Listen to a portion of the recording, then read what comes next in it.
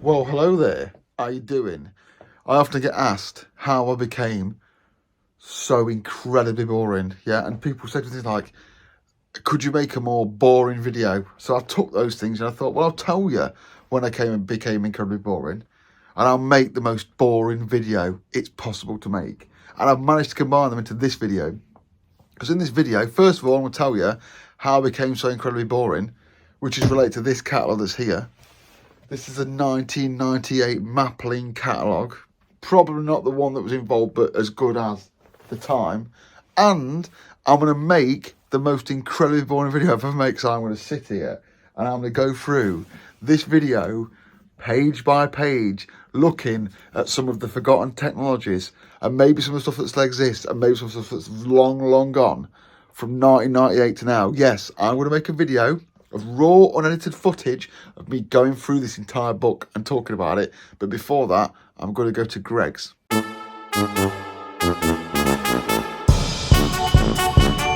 To cut a long story short, on this edited part, this is the edited part, I'll be cutting this down, yeah? I was always into electricians and stuff like that. I was always mesmerised by lights around the house. And it took a real twist when one day, in about 1994, 5, I don't know, somewhere around 1994, I was in town shopping with my grandma, being looked after by her for the day, and I saw this shop. And the shop was Maplin. And it had all manner of interesting, exciting looking things in the window. And I was like, can we go in here? Can we go in here? And we went in, I was walking around these shelves of, because it was a real shop, I don't know if you remember them, you crazy kids from nowadays, yeah? It was a real shop with all electrical, electronics, technology, computers, stuff in it. And I must have been in there about an hour. I remember her telling us, we've got to go now, we've got to go. And I saw this. Now, I was about 13, 14, and obviously I'm familiar with catalogues and how they work. And obviously I've seen the Argos catalogue, I was like, they've got a book with all the things in. So rather than just being in this shop and looking at all the stuff, I can look at this catalogue stuff. So I said, can I have one of these? I don't know how much this was. Is the price on it? Retail price $3.99. Probably about a tenner nowadays. I was like, can I have one of them? And I got it, and I went home, and I read it cover to cover for weeks. And I still do this with catalogues now, because knowing what's available to you is half the struggle. And unfortunately, catalogues don't exist as much anymore. So you can't really do that. It's hard to thumb for a PDF, but I still have a love of catalogues. I used to love the old RS catalogues, thumbing through them, although I've ditched my 5-copy of RS catalogues, which I've never done. But anyway, that's how I got so boring.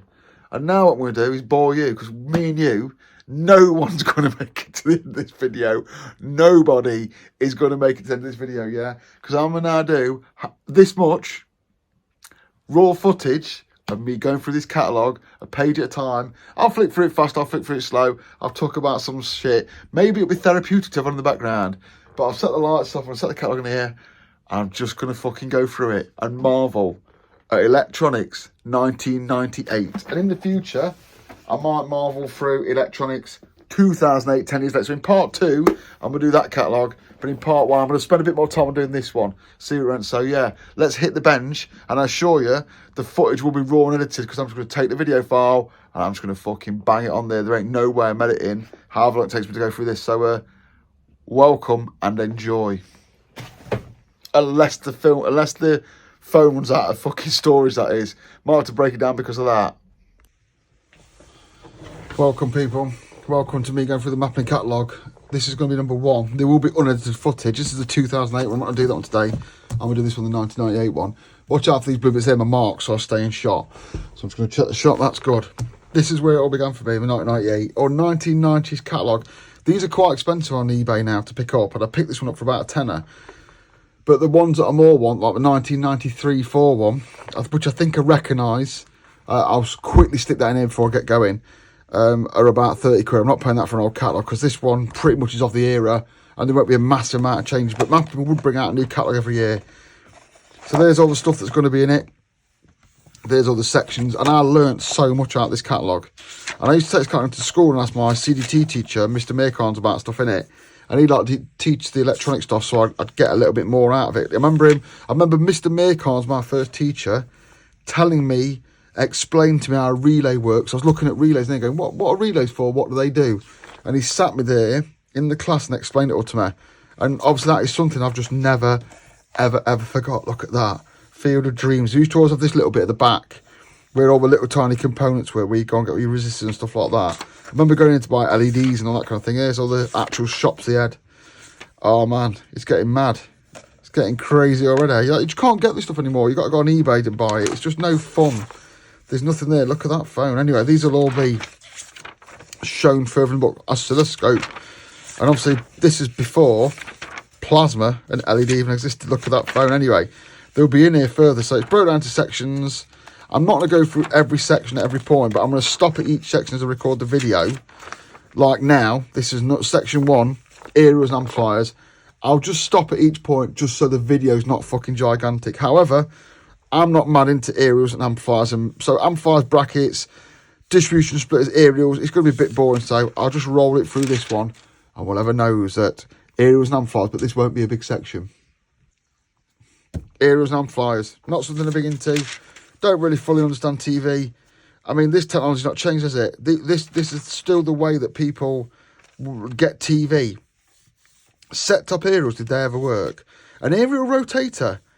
So if you was in an area where you had like Yorkshire TVs that way and Central TVs that way, you could have an aerial rotator to rotate your aerial around. I wonder how many of them they actually sold and existed. I'm guessing though, back in the day, if you want to watch the news in another area, you couldn't just flick the button on Sky, could you? You had to get one of them. You got this mad stuff like round aerials, these silly aerials that went on top of your TVs. Obviously, these all died a death because with digital, you had to have a good aerial. Because when they did the digital changeover, you had to have a good aerial, otherwise you just couldn't pick it up. So a lot of this DIY aerial stuff, plug-in booster stuff, yeah, died out with when digital TV came along. And of course now, because all the analog TV's been turned off, you can pretty much pick up digital TV on a coat hanger because you can. And there you go, that was it. That was the aerials and antenna section. Flies and attenuators, stuff like that. Something I'm not really interested in, and something, to be honest, that you'd have to, if you was into that kind of stuff, if that was your niche, there'll be a TV guy on YouTube, go and watch him. Number 2, anti-static things. Maplin existed to really fund the market for enthusiasts making things with electronics at a time when it became a shop you could buy it from. So previously you'd be going to like manufacturers and stuff like that. Now you went to Maplin, and obviously they sold the anti-static stuff. Obviously, if you don't know, anti-static is to stop static getting on your hands, because as I'm doing stuff like this now, there's static in my hands that would damage. Early electrical components will get damaged, so they sold all the anti-static mats. I've got one at home, actually, for when I take out PLC cards and stuff, and a wristband, it just goes around your wrist. So all the anti-static stuff, all these mad bits of stuff for anti-static boxes. I remember chips coming in, anti-static foam and stuff like that. And that is really it. But they dedicated a whole section to that. Really?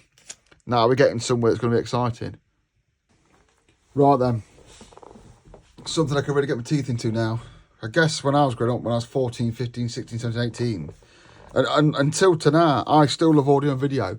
It was very cool. When I was 16, me and all my mates were getting jobs and buying hi-fi separates.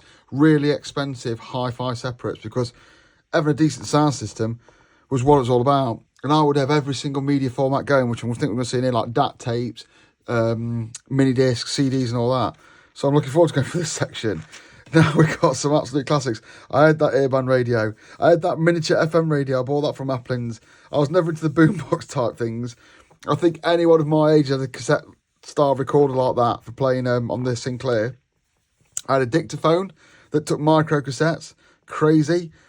Portable CD players were retro, like they were absolutely useless, absolutely fucking useless, unless you were walking, it was in your bag. I remember being away with the army once, the army cadets once actually it was, and I was on a range package where I had to be a sentry in a box for like all day, and we took us packed lunch, a drink, and all that stuff with us, yeah, and I took my portable CD player, it's dead, so I thought I'll sit on the roof and get that on. And as I opened my bag to take the CDs out, and the spare batteries and everything that I got ready, and all these CDs, because you had to carry around a stack of CDs that was huge to keep your music on, I dropped the CD player, the lid fucking smashed off, and it didn't work, so I was there all day without any music. Whereas now, I'd have my phone, I'd be on the internet or whatever. Or to take a laptop now, it was crazy, but like dictaphones, man, they're just a long... I bet people just don't know what dictaphone is. Don't know what microcassette is. All these formats are dead. Discmans, look. Be worth quite a bit of money now. A CD travel kit. That was a way of putting your Discman CD player in your car. It had like a vibrating bed that would take the shock out. And it had a tape that because you had a tape player in your car, you'd plug the tape in and it had a cable going into it to pretend to be a tape to put the audio on. There'll be one in here sooner or later. That mini disc player there, which is £299 even then. I'm not going to put the rate for inflation there because I'm not going to edit this video. It's just going to go straight as is. But that was Wedge. That was Wedge. I think that was a professional recorder. A lot of journalists use them. Micro systems, there was all around asses and that. Pretend to look like separates. Mini disc players had not long been about at this point, had they? They'd just come in, but that is a very sought after mini disc player. If you ever want that particular type of mini disc player as well, it's got an internal battery that leaks, so get rid of it. I had a compact disc recorder. I remember paying about 500 quid for it from Richard Sounds. That was retro. A 25 disc player, because obviously back in the day, before MP3s, if you wanted to play music off different CDs, you have to go and take the CD out. And that was sorted out by having these 25, I remember, 100 disc CD players. That's only 199 quid. That's only 199 quid for a 25 disc CD player. That doesn't seem bad. That would have had a cheap CD player, don't get me wrong, but it would have then had a mechanism that could select between 25 CDs, like a jukebox. Retro. I had those speakers. On my Acorn Archimedes. So yeah, there's more CD players there, and AV surround sound stuff that's just gone out of fashion, but isn't that complicated. When little speakers like this came about, they were fucking wild. In fact, those speakers there were £14.99. You can buy a pair of those nowadays. I use them on my desk, made by Logitech, and they're still only about £14.99. But yeah, little micro speakers, they've just become the rage. Obviously, bookshelf speakers, home cinema speakers. Home cinema was big around this time.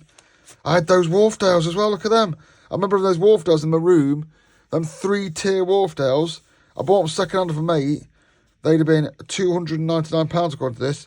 And when I had those in my room, I kept them for years and years and years and years, because from about 1998 to the late 2000s, they were probably the coolest thing I'd ever owned. Like, having a pair of Wharfdale speakers meant you was the pinnacle of Billy Big Balls. Never really into headphones and cans. However, when I used to DJ, there they are, look. The Sennheiser HD25s, which are... I don't know what they are now, but back in the day, for the entire time I remember audio being about, or being into DJ from like 1998 until like 2010, Sennheiser HD25s were the headphones DJ of choice. If you weren't, you wouldn't be seen dead in a nightclub DJing without a pair of HD25s. Retro. But are they wireless? Wow, look at them. Infrared stereo headphone system. So rather than the communicating on a wireless protocol like we have now, it is sending sound over infrared. That's got to be wrong. A stereo headphone system uses AV stereo source. The headphones, I don't know how that would work. That's wild. To send sound over infrared is wild. Remember those as well? Little foamy earphones like that. Always doing the rounds. In-ear headphones just become popular. I remember buying some of those from Maplin as well. I bought a lot of stuff from Maplin. CRT televisions. If you do have a CRT television, just bear in mind now, because of retro gaming, it's worth an absolute fortune, and you can probably get decent money for it. So if you've got any loft, dig it out, because retro enthusiasts love them. Personal pocket televisions, they continue on the next page. They do. Yeah, all dead. All dead now, because mobile phones will do streaming. And I think they died as well because digital TV wiped them out. They had analogue tuners in them, not digital ones. So that finished them off. Look at that. What is that even for? A portable colour television. I remember having one of those on a boat. We had a boat when I was younger, one of them. VCRs. Dead. Technology. They didn't sell many VCRs, probably because no one would have bought them from Maplin, because they would have been more expensive than, say, Dixon's and that. I remember getting a VCR and it having Video Plus, which was a system where you typed in a number that was written on the paper next to the TV programme. So in the listing for the TV programme, there was a number, and when you type that number in, it would automatically record the programme. It was wild. Wild technology. Video editing equipment, look. That was like a DJ mixer and an automatic video editor. What it doesn't mention in here is that these video editors would have required you to have... I mean, I do all these videos now in Premiere Pro. I load them up as digital files, and I can do everything that's contained on these video editing pages in Premiere Pro. Back in the day, to mix between your two video sources or your 4 video sources, you need a vision mixer and a video editor. 179 quid. What it doesn't tell you is it would have required 2 VCRs. Or it would have required a VCR with your master tape in and a VCR for your editing tape, if not more. Editing was wild because it was all done by hardware. Now it's all done by software. But yeah, you would have dedicated stuff like this for editing video. If you were interested in the history of linear video editing, there's a guy called Cathode Ray Dude on YouTube who's just recently, as of this video being made in February 2025, put out a really good thing on linear video editing. Go and watch it. It talks about all this kind of... This all belongs in the bin. Like, you wouldn't even use this now. He uses this stuff now in his video to show how bad it was. And it was absolutely terrible. Satellite systems, they were quite in the infancy. There's all the satellite stuff. Not something I'm particularly into. And even Sky now. Sky's going off satellite, isn't it? They're going to the streaming.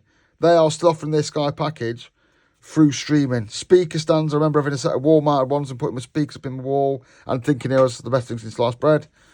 Stereo mixer. Don't know what that's just randomly stuck there for. Switching boxes was such a thing for speakers. I bought one of those recently, actually, for switching the speakers on off in my bar. Audio switch boxes weren't required because you didn't have the inputs to do stuff. Audio cassettes. If you've got any ferric... Oh, what are they? Chrome. See, these tapes, I think ferric's the lowest one. Chrome is the thingy, and then you've got... One of the tapes, anyway, now... Some of these tapes now are worth serious cash. No one makes tapes anymore, especially the metal ones. So a pack of what would have been considered really expensive tapes like that, magnetic ferrite tapes, they are worth an absolute fortune now. Just look on eBay. It's crazy. DAT tapes. I mean, if you don't know what DAT is, I think YouTube, Techmoan's probably got a video on DATs, but DATs was wild. Digital technology recording on tape. Basically, recording with the same digital technology as numbers as CD, but on a tape. Look, for the people that take the Walkmans out, a winding gearbox for your tapes, wild. All the VHS cassettes, again, if you've got any really old VHS cassettes that are very high quality, I think they're worth money now. But, I mean, we're looking through page and page of dead technology. CDs and CD cases, CD's dead. Like, if you collect something, you might collect a CD. And having a rack like that is absolutely the most retro thing in the world for your tapes, or a cassette cabinet. I mean, it's wild to think that in 1998, cassettes were still technology. CD bump, CD cleaners, tape cleaners, VHS cleaners, cleaning heads. It was real video stored on tape. You had to clean it. It wasn't just a load of ones and zeros. Mini disc, CDs, VHS, all that stuff required you to clean the heads because they got dust and dirt on, which would affect how good they were. It was wild. Look, camcorder lens head cleaners, wild. Camcorder battery and dischargers. I find camcorders wild now. I can record on this phone, drop it straight on my computer as a live file. Back in the day, you'd first have to get something that would convert that video into data, which was crazy. Universal remote controls and all that gubbins, again, not something we're getting into. Replacement styly for your record players and replacement heads and belts for your cassettes. This is where I used to linger because I was always making DJ kit and putting my separates together and always needed loads of leads, stacking leads, and it was all just wild. Look, SCART, an absolutely radical, crazy technology. Proper SCART in its proper orientation was capable of supporting component video, a very, very high level of video quality that was. Unfortunately, it never really took off, did it? It took off in Europe, but not as much here. I don't know why, but it was a very, very good quality way of doing it. I think it suffered from people making low-quality leads that didn't have all the connections in. So that when people tried to use it, it didn't work. SCART was basically wiped off the face of the earth by HDMI. You could have cool leads like that, though, that just got the audio out, so you could put a SCART plug in the back of your TV and just get the audio out, put it into your system, and have Dolby surround sound, all that kind of cool stuff. And it was precedented by that, S-Video, which in itself was quite a clever way of doing stuff. But yeah, when S-Video, then to SCART, which was like the next big thing, and HDMI came along. The only reason HDMI wiped out SCART was, one, the plugs were small, and two, the only reason HDMI was invented because it had copy protection in. Because when HD come along, all the studios were worried about people copying their videos easily by connecting a video to a video. And look at the amount of SCARTs you get. SCART extension cables, SCART switching boxes because you've not got enough SCART. Modulators, modulators would play video by pretending to be a TV channel in a short way. So it'd send like transmission level data down cables to your TVs so it could pretend it was there. It was wild. I mean, most of the stuff is just pure legacy. It's either, the thing with it, I mean, even here, look, 3.5mm stereo plug jacks, headphone leads, headphone splitters. In the past few years since Apple bought our iPods, I mean, 3.5mm jack's been wiped to the face of the earth. The 3.5mm jack was a good socket when it came out, and it's still a good socket now. And it should be incorporated stuff, and it is the standard for headphones. Unfortunately, Apple don't want you to buy a pair of headphones you look after. Apple want you to buy a pair of battery-powered Bluetooth headphones every year or two. Unless you lose them. So, yeah, that was a wild ride. And then there's some decimal things there. So, yeah, let's move on to this one. Section 4, batteries, torches and accessories.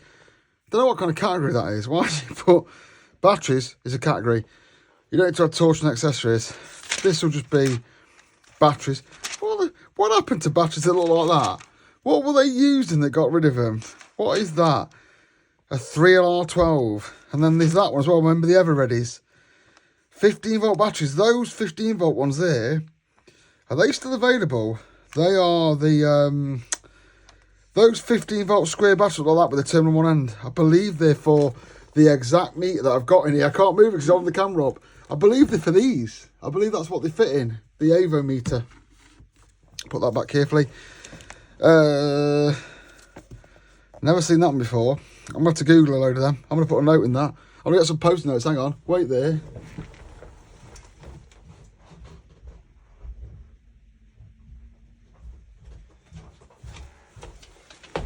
I'm not going to cut that. I'm going to research these because, like, those battery types, I mean, they were out there back in 1998. Do they even exist now or what? Let's put a little bit of a post note in there. But, yeah, thinking not much is going to change in batteries. Then straight away, Bosch up some right red sizes.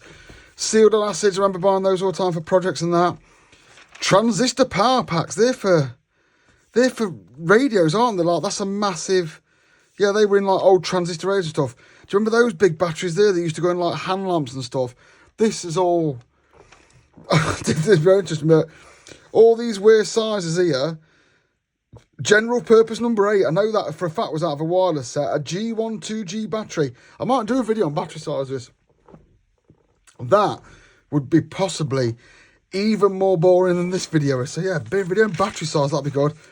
All the usual favourites. Oh look, lithium did exist. A lithium backup battery, $14.99, probably for PLCs and stuff like that. There was loads of weird camera batteries as well, weren't there? In all sorts of odd shapes and sizes. And that was mainly because camera manufacturers wanted to buy their batteries and charge a fortune for them, like they were a tenner a pop. Never seen one of those. Never seen one of those. Look like a backup batteries. Obviously, all your watch batteries that go flat as soon as you buy them. High capacity.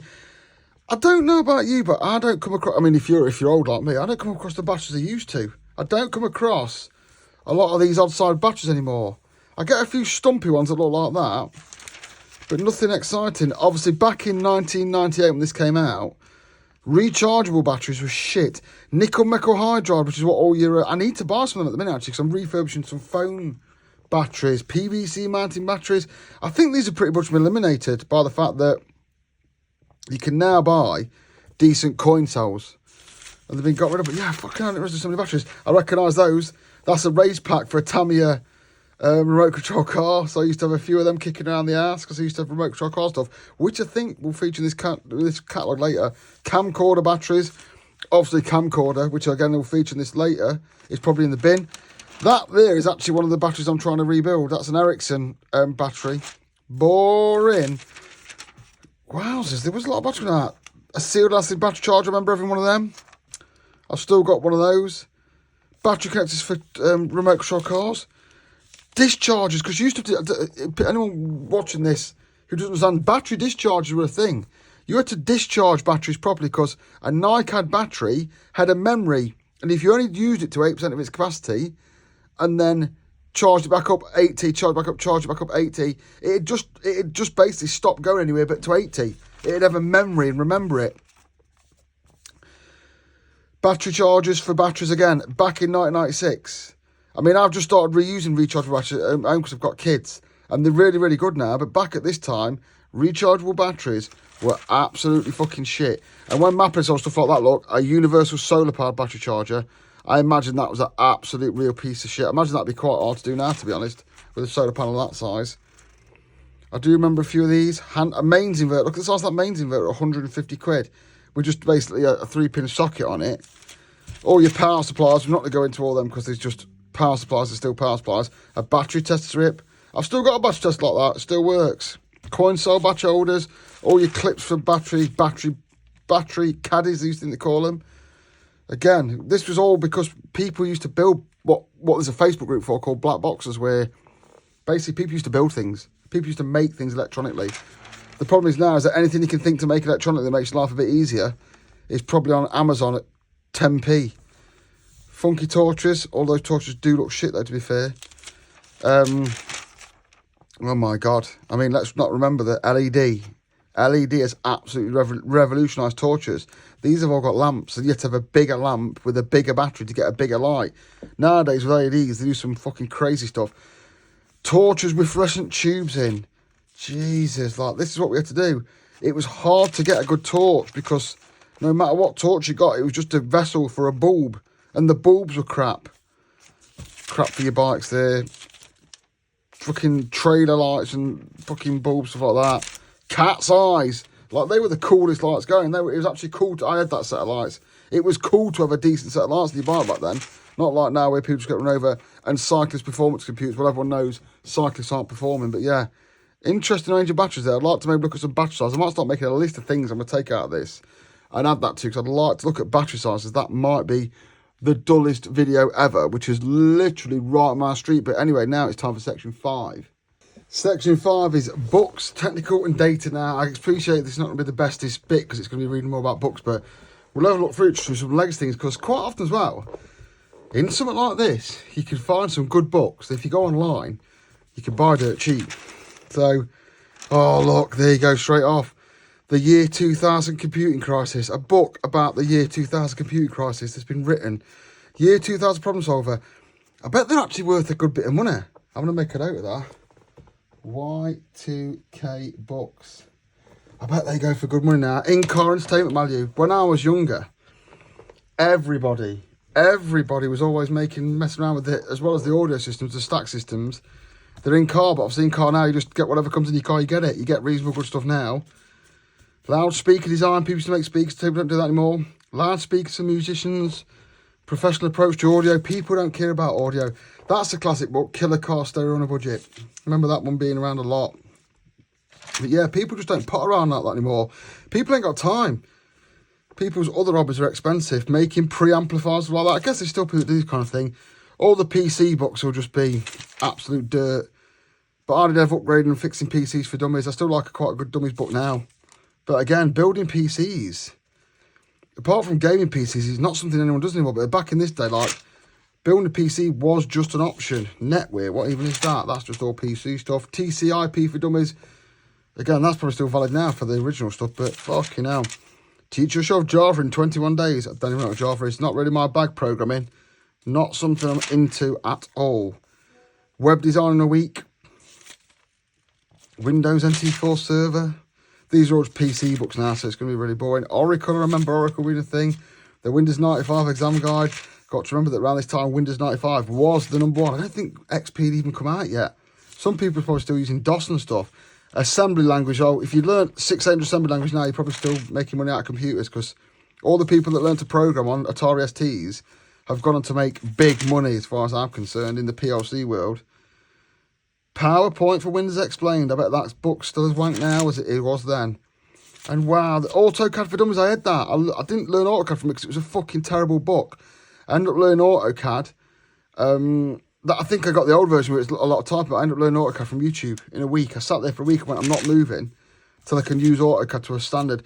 Now, this is what I was into, electronic circuits and stuff, but I was never any good at it, and I still don't know a lot about it now, but something I still enjoy watching is videos on electronics, like Big Clive, who else? Big Clive, the Australian guy, and obviously, why can I not remember these people's names? But yeah, I still like watching the electronics guys on YouTube. CD-ROMs. Is that actual blank CD-ROMs? What are these? CD-ROM specifications and stuff, random. I mean, CD-ROMs now, they'll all be fucked now. You won't be able to get anything out of them. Just books. Just books. And I'm flicking through it slowly, page by page, because this might be the only legacy copy that someone can actually zoom in on or read and look at of this book in the future. This is like a time capsule I'm making here. 25 essential science experiments for children, but that's good. I just love these electronics books. Adventure electronics, like the ones aimed at kids, you think they're great to play with. Although at this time, components, because you had to come and buy from Maplin, were prohibitively expensive. I'm just going to put the old this Maplin catalog under here, so it props it up and keeps it in shot, so I don't have to hold it. Here we go. Now we're talking my language. The on-site guide. That's my first ever regulations. That green 16th edition book. I probably would have got bought that at the same time I got bought this, because my mum and dad bought it me so I could read it and find out how to be an electrician, which obviously doesn't teach you. Back then, the IE Ryan regulations 16th edition in green would have cost you 38 quid. There's your inflation, £38. Assuming you're an electrician watching this. If you're not an electrician watching this, you're just watching it because of the video title. I normally do electricians videos. All the guidance notes, all your DIY book, NIC snags and solutions, which are still doing the rounds. A book on electric motors, I wonder if that's still good. But I can still find that. Electric motors and drives, I've got a couple of PDFs actually now. MIDI, I'm guessing a lot of the audio people who do music will still be into all the MIDI and stuff like that. Coil design, a book all on designs of coils. I'd read that because I bet there's some really interesting stuff in there. All your lighting, people used to make all their own disco lighting, discrete circuits, practical electronic filters. And at this time, the internet was shit. The internet was still shit. People made money out of books, so people would put up random books about next to nothing, about their niche. And that, the only way to learn about it is to go and read it. I do remember people at this time having like quite extensive book collections. A beginner's guide to TTL digital ICs. Something I know nothing about, but that book will probably tell you everything you need to know. Fault finding electronics, practical fibre optic projects. Fibre optic would have been wild then. I don't know if they'd even done anything. Electronic terminal block projects. Projects you can do using chocolate blocks. Random power supply projects, because you couldn't just go and buy a power supply like the one I've got sat over there. You'd probably make one because it was cheaper. Using a bridge rectifier. Practical electronic timing, probably involving the classic 555 timer chip. Railway, radio control, model boats, model aircraft. All these hobbies seem to have just died. Model railways, model boats, and having remote control cars was a massive thing when I was younger. I just don't see kids fucking on that stuff now. They're obviously on their iPads, not getting involved. Scanning was big when I was younger, and amateur radio was big, CB radio. Loads of books on that in here for that. That's all seems to have died a bit of a death. Although, I do watch an excellent YouTuber who does that, who's now, I can never remember the name of my YouTubers, but anyway, you ain't got to find him. He's out about the only playing the game with radio. Or making your own antennas, which is something I really want to get into as a hobby, but I've just not got the brain for it. Home security project books, you just buy an alarm now, wouldn't you? It's cheaper. How to fix your washing machine, how to fix your computer, how to fix your mobile radio, how to fix your CD player. Again, these things now, 30 quid for how to understand and service CD players. I bet that's a brilliant book. The fact is, though, for now, you can buy a new one for 30 quid, so you just throw it in a fucking bin. You can even buy new CD players nowadays. How to fix television receivers, which would have been cathode ray tubes. Projects for video enthusiasts. Probably just some porn or something like that, innit? But yeah, there you go. That's the book section. Not the most interesting section, but some of those books are probably as good today as they were now. Welcome to part 6, cable and accessories. Now then, cut a boring story short, yeah? This is a useful section. This is why I like catalogues, because I'm highly familiar and understand pretty much everything in this section. And the reason I understand that is because I'm an electrical engineer.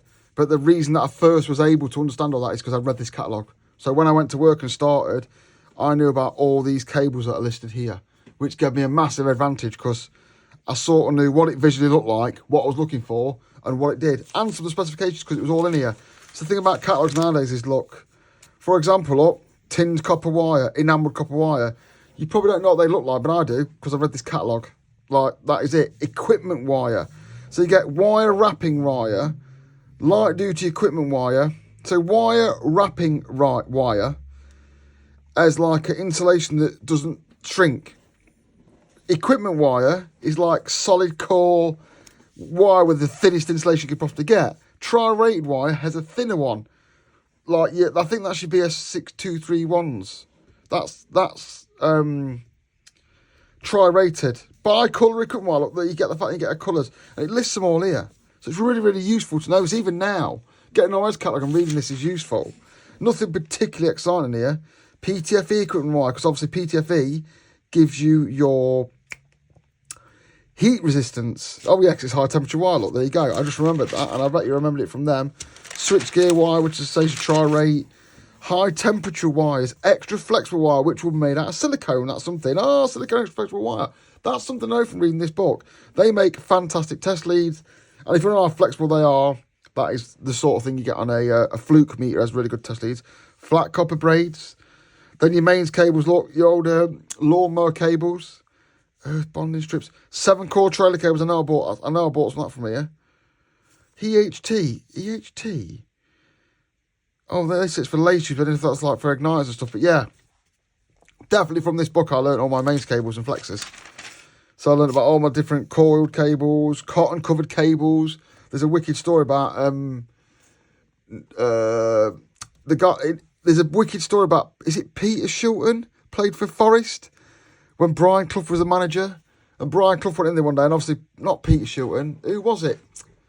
One of them. Hang on, I'm gonna fucking Google it. I can't. My phone's there. Whoever it was, he played for Forest, and he was an electrician before he played for Forest. And Nigel Clough threw the iron at him and said, "That's Brenda's iron. It's not working. Needs to be working if you want to get a match." And he had to go to Maplin to buy the cable, the cloth-coloured mains cable, because apparently the Maplin lads in there knew he'd been in to buy it to get the thing to fix her iron. So there you go. Boring story, no. But that's what this video is. Boring. Armoured cable. The first time I've ever seen that was in this car. I was like, what do you do with that? How do you make that work? All your twin and earths in the old colours, red and black. It doesn't. What's weird is I look at them and I don't see it being different. So anyway, I looked at it properly and realised it. Oh, look, them flat strippers have been around that long, even though they seem to be all the rage nowadays. Meter tails, earth sleeving, earth bonding wire. Then these are the weird ones that I got on my way around. Telephone cables, alarm cables. Again, these will all be the same. Flat cables like that. IDC connector, everyone remembers that. That'll be in here later. Signal and burglar alarm cables. And then you've got these, your DEF stands, which I know all about now. DEF stands is a defence standard. Multi-core coloured cables with screening and all that kind of stuff. Overall fall and braided screen multi-core cables. Your Beldens. Category 5 network cable. I mean, back in the day, it literally is Category 5 as well, look. Not Cat 5e. Not been invented yet. And yeah, I just picked up loads of stuff from looking at these. Like, I used to think, like, what's LSZH, which I now know is low smoke and fume. Remember, when I owned this catalogue, this was it. This was all I had. Nowadays, I'd go, just Google LSZH cable and see what comes up. Tell me what it is. Back in when this catalogue came out, I didn't have the option to do that yet. The information I could gather was printed on the page in front of me. I still don't fully know now what the difference is between 50 ohm and 75 ohm screen cables in the RF cables. I think one of them's for radio and one of them's TV. I can never fucking remember. I don't have to deal with, what are these called? I don't have to deal with these this much. Coaxes. So I don't know, but I remember buying crazy tools like that. There's that brown coax that was every single TV was done in, but it was always absolute shit and was the reason why most people couldn't actually get their TVs to work. Miniature coax used to do with a lot of that when I did in-house audio. And I always remember being baffled by speaker cables in here. Like, video cables and speaker cables always cost a fortune. And they're just all in here. It's all in here. So the crappy bell cable, as we used to call it, for doorbells. But obviously, you don't use it as a speaker cable. And then in here, I remember thinking, I was used to looking and go, oh, look. Where are they? These are all AV cables. Where's the screen speaker cables? They'll come soon. But I remember, like, they had some ridiculous price. There you go. ICE cable, in-car entertainment label, which means internal combustion engine. And they do like a loudspeaker, look, that's 0.29 pence per metre. And it'd go all the way up to, like, this stuff, lows. I remember it all being silver-plated, low oxygen, low fume cable for speakers.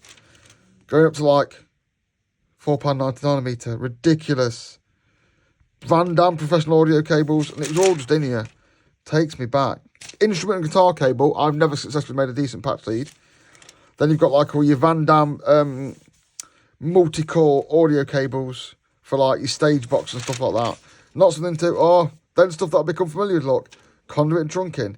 Obviously, if you was going to conduit and getting conduit and trunking from Maplin, or mini trunking from Maplin, or this kind of conduit stuff from Maplin, what unbelievable, they probably have some of that in stock upstairs, which was crazy. Like, these would have a lot of this in stock in their stores. You didn't very often have to go back and get it the next day. So I'm guessing they kept a little bit of this upstairs, or they did it through mail order. But, I mean, if you were buying conduit boxes from Maplin at £2.19 a pop, you were desperate and you didn't know where the electrical wholesaler was because it was been much cheaper. Or your sleeve-ins, heat shrink, fanny stretchers. I mean, I overlooked those for years that they're even there. I never even knew that Maplin sold them at one point. So they had all the Hellerman sleeves, as they're properly called, with your fanny stretchers. That Hellerman sleeve tool is still that same tool now. Don't buy that one, it's the worst tool going. Then you've got all your heat shrinks, cable blanking caps, I've used them since.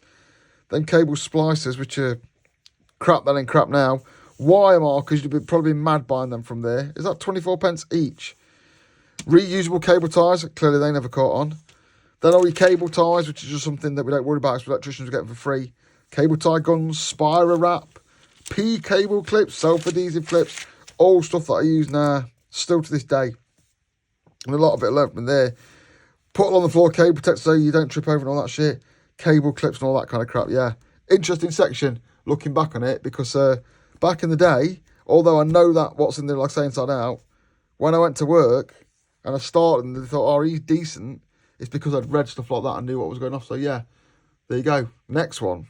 Capacitors and crystals won't be in this section long, so it's not my area. I'm going to flick through the pages though, because if anyone's looking for something, then they might like looking for some old out, they'll do it. This is more a big Clive bit than me. That's just a massive list of all the things they do. Oh my God, we're not going to get into that. And then what is good about this section is I know what a lot of these things are because I've seen them in here. And still to this day, they're a good reference because if you find a capacitor in something, you can still pull out the 1998 Maplin catalogue and look at what it physically looks like and go, oh, that's a decoupling ceramic disc capacitor, which you just can't do with the internet sometimes. So you've got all your classic electrolytic capacitors pack. So I'm guessing all the electronic geeks would buy packs then, so it looks like they had some stock. Surface mount ceramic chips, metallized plate, resin dipped. High voltage ceramic disc, I see a lot of them across, like, you see a lot of them across live and neutral for like RF thingy in stuff. And a lot of the time, if your board is broke, it's normally the capacitor across the live and neutral that's fucked. So I do know about that. Radial polystyrene, I think these polystyrene ones have gone. I don't think they're even a thing anymore that you can buy. I think these are a legacy item in here now. There's one you can always find. Is it reefer capacitors? If you find them in somewhere, they're fucked. Again, these look like they've gone now. I think a lot of capacitors, there were so many different types of them, but I think they've been basically squeezed into a small amount of capacitors now rather than being loads of different types. It's just cheap ones. I know they're tantalum bead capacitors. I know they're prone for shorting out.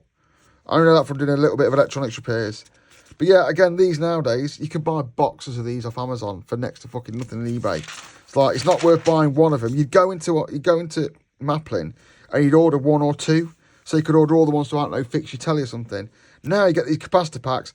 I mean, that capacitor pack there is £11.99 in 1998. I bet for £11.99 on Amazon now, go and Google it yourself, it's not going to be on this video, you can buy 10 times the amount of that cheaper because these things are just getting absolutely mass produced now and pumped out on Amazon. I'm not in. Shall I include my capacitor store in here? Capacitor story. At college once, there was a guy and he got picked on a lot. And he went to the stores, but this guy was picking on him and he went to stores and got one of those out. But this capacitor, it looked like that, but it had the wires at each end. So let me just find one. Like that look, with the wires coming out at each end. And he got it. It was a big fucker. It was like the size of a fucking, like the size of a, about the size of my thumb like that. Yeah, and he got the capacitor, put the leads on, megged it up to 1,000 volts, threw it at a lad and said, "Here, catch." The lad jumped up to catch it, caught it, there was a massive crack. He hit the ground like he had no skeleton. I thought he was dead. And that was the first time I realised how dangerous capacitors can be. Then you've got all your memory backup capacitors. That'll be done by a lithium battery now, won't it? And then you've got all these like variable capacitors and trimmers, stuff I don't really know anything about. These are RF boy stuff. Crystals, which are always used for timing. So crystals are used for timing, for keeping clock things right, and obviously for keeping like radio controls, making sure that one radio control only works the other. These filters here, I bet a lot of those are TV and video things, because Maplin sold a lot of TV and video components. I bet they're all gone, because I bet these were in like cathode ray tubes and such. TV sound filters, ceramic resonators, and all that. I bet they're just gone. So yeah, there you go. That was capacitors and crystals. Not something I know a lot about. Now we're getting somewhere. Computer products and calculators and tools. So let's move forward again. I don't think I'm going to spend much time on the calculators in part 8, but I'm probably going to spend a lot of time on the computer stuff. So this could be a long old section. Now, just taking me back, like floppy disk holders. I don't think anyone understands how hard it was to maintain your floppy disks. Put the labels on them, write them neatly, and get them travelled around. I mean, obviously all the masks and stuff, it's all the same shit. But floppy disks, moving your data around on floppy disks, 1.6 megabytes at a time, probably seems wild to kids nowadays. And as you'll know from other videos, I've got floppy disk, CD drive, and zip disk over in the office for legacy recovery stuff. But yeah, moving your data around 1.6 megabytes at a time was absolutely fucking wild. I was never into the gaming stuff, so I never had any of these, but I'd always fancied, and still do fancy, a good flight simulator setup. But it's just not going to happen. Another disk storage box. Is that because that one was for 5 1/4? Is that for 5 1/4 discs? I don't know. I think 5 1/4 inch just gone out. I think when I was a lad, we dealt with, well, I only ever had computers that had 3.5 inches like that. The 5 1/4 inches were just going out as I sort of started school. Then replacement, PSUs, these rack things, the cases, because you just buy a case and make your own PC in it. It was wild. Like I say, around this time, I said it earlier on, everyone was making their own computers. If you was into me, made your own computers. Like, I remember them being a thing, removable hard disk kind of, so you could actually pull the hard disk out of your computer. It's just a thing now. USB just replaced it all. All the toolkits and fixing kits for laptops and stuff. Keyboards that, let's face it, they look like they're out of the arc. They are horrendous. A 14-inch colour digital monitor, 119 quid. Mini vacuum cleaner. Keys that probably, these are probably worse stuff now, these keyboards, because they've got proper switching, which you know people like. They've not got a flat screen monitor in here. It stands out straight away. The monitors they've got going up to, is that a mono monitor? I bet that's a green screen. Yeah, for EPOS system stuff, a green screen monitor, you can still buy one of them. Oh, look, a touch screen cover. So you could buy a monitor screen for 162 quid, and you could turn it to a touch screen by adding a £174 piece of glass. Crazy. It's just be built in now. Platforms and arms and monitor changes, inkjet refills. So they're doing that now. Inkjet cartridges, same old in it. Papers. These are mad. These cable lock things, like computers are that expensive to lock and SB wires. The only place I see them getting used nowadays is in like high security environments, so no one nicks your computer to copy it. But it's just wild that some of this stuff was a thing. Rack mounted and all the protectors for surgeons and stuff. I think they're a lot more of a problem than they are now. CPU things, CPU coolers, fans for your cools and all that. I suppose that's just the same stuff we buy now. Speakers that look well retro. Barcode readers, because obviously they were the latest thing in like data technology. Card readers, which again, magnetic card strips are pretty much gone. Like they're RFID or SIM style ones now. I think the old days of swiping a magnetic tape card are just gone. Barcode ones, bet you was pimp if you had one of them. CD readers, CD writers. As I grew up, I remember CD readers and writers were a big thing. They just come about. Like the first time you could, instead of lugging round 1.6 megabytes of your data, you could take 650 megabytes of your data and music to your mate's house, which was crazy. I remember having a Zip Plus drive. I've still got one of those. I've got one of those in the office right now. There's one of those literally 2 meters away from me. They keep like I never had the Amiga Jazz drive, but at that stage of my life, the concept of having 1 gigabyte of data was wild. I remember my first boss, Tony, had one. I had a zip and he had a zip. But yeah, the concept of having 1 gigabyte of data on a disk like that was fucking insane. For a start, my hard drive didn't even hold that, which I never ever filled. So why I'd go out and buy one of them? But I did have a Zip Plus drive because me and Tony used to swap software and stuff like that on them. Back in the day, I do remember that. And Amiga, the zip drives were massive. Tape backup drives. Believe it or not, tape backup drives are still a thing. They're still a very, very good way of holding data that you don't want quick access to. Because It's tape. It holds a lot of data. And they are, like I say, they're still a thing. They still use tape backups to this day. All the shit to go with zips. SCSI converters. Hello? Someone ringing me. Do they not realise I'm going through the fucking 1998 Maplin Catalouge? Anyhow, yeah, SCSI, which was the early predecessor to IDE, or like the Apple version of IDE, something like that just basically slipped into the abyss. Stuff for SCSI goes for good money now. But yeah, it all got replaced by IDE. Then I don't know what the new one is internally. Oh, SATA is the one internally for hard drives. I don't know that from looking at catalogues like this. Got a jazz cable to go with your jazz magazines. And yeah, all the stuff. Because back in the day, we had to have things like this. Interface cards, look. Because USB was already there. So if you want to connect something externally to your PC, it often needed its own bespoke internal interface card to connect. And if you want to get 10 things, you have to put 10 of these cards in your computer. Interface cards and the need for them has pretty much been wiped out nowadays by the fact that USB, SATA and other universal things are more available. But yeah, I remember back in the day, ramming cards like this in and out. One I used to work with a lot was DH Plus cards for Rockwell automation networks all the time. But yeah, there you go. And then, like I say, every single card for every single thing. All your blank media, data cartridges and CDs. Back in the day. Makes me crud. Gender port changes. Again, you don't need them much anymore because you don't do ports anymore. It's all USB, which has got that mopped up. And they'll do a mad one of these with pins on, I'm sure they will. There you go, look. So you can have these ones here, and you could make up, you get all the linking jumper links for it, and you get the pin outs there, and you could make up linking cables and terminals to suit whatever you was doing, which is, like I say, nowadays it just feels wild that we had to do this kind of thing. RS-232 tester, I'd still buy that now, to be honest. An RS-232 breakout box, I'd still buy that now. That's the kind of thing. I think I might have one of those kicking around in my legacy items, actually. Switches for monitors. Back in the day, they were the size of a house. And there was loads of this about back in the day. I think we call them KVMs now, keyboard, monitor and video, whatever. But back in the day, splitting computers between different screens as well, because a computer might not be able to handle that many inputs. You have to switch it between monitors and stuff. I remember having loads of these at the cement works used to work out for controlling all the HMIs and stuff.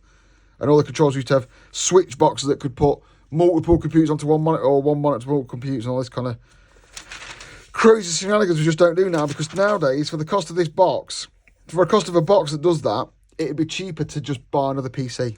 But back in the day, we had PCs that like went to 3 monitors because we'd have to pay for each license for the software. You don't see many parallel link cables around anymore, do you? Or Mac BNC monitor cables. But yeah, again, this whole page is full of stuff that just is not going to be used anymore. Again, whole pages, a whole page full of parallel printer cables, wild, and DIN cables, all gone. RS-232, still rolling. USB backplates, a little bit of USB going. I think that's where the USB from the video, but yeah. RS-232, parallel to serial, all sorts of, again, mad connectors that just do not exist anymore. Monitor cables, again, I mean, say what you want about RS-232 and other things, yeah? But VGA is hanging on for dear life. Still hanging on now, and it's going to hang on for a long time because every single rack-mounted server, high quality, low quality, whatever you buy, it always supports VGA. And you can always drag a VGA monitor up something and plug it in. And if it's working, it will just show on the monitor. That's one of the good things about VGA, is it just does its business. And I know a lot of hardcore IT people just love VGA. SCSI shit, again, all gone. SCSI shit, all gone. Some of this, if you put it on eBay, sell for a fortune because the SCSI Apple lovers probably still want to buy it all up and things like that. MIDI leads, not into the audio much as it used to be, but I think MIDI is the thing. All your IDE cables, and look, wow. Look at that digital camera there. 2 megabytes of memory that's got. That digital camera that's 250 quid. It's got 2 megabytes of memory. And it's 640 before 80. 470k. I remember having a monitor, not a monitor, a scanner. And I thought it was like the most amazing thing we'd ever bought. It was like about 100 quid, which back then was a load of money. And it was the size of a small tank. So yeah, I remember having a monitor. And then just all this weird stuff, like, it was wild in the 90s for computer stuff. Putting video in and out, doing video overlays. Remember back in this time, if you want to record something and edit on a computer, You would record it on some kind of magnetic audio device, like VHS, maybe a CD, maybe a floppy disk. Then you would have to play it back on the recorded device and use a video card to put the video into your computer. There was no way of getting media straight from a camera into a computer. It was fucking wild. And at this point, there's no there, look. They sold industrial serial communications cards because probably there's more of them being used, and the ID could run down to Maplin and get a spare one if he was working at your factory. Was wild. Again, this, fucking hell, this would have been for CNC machines and all that kind of stuff that was just starting to use computers.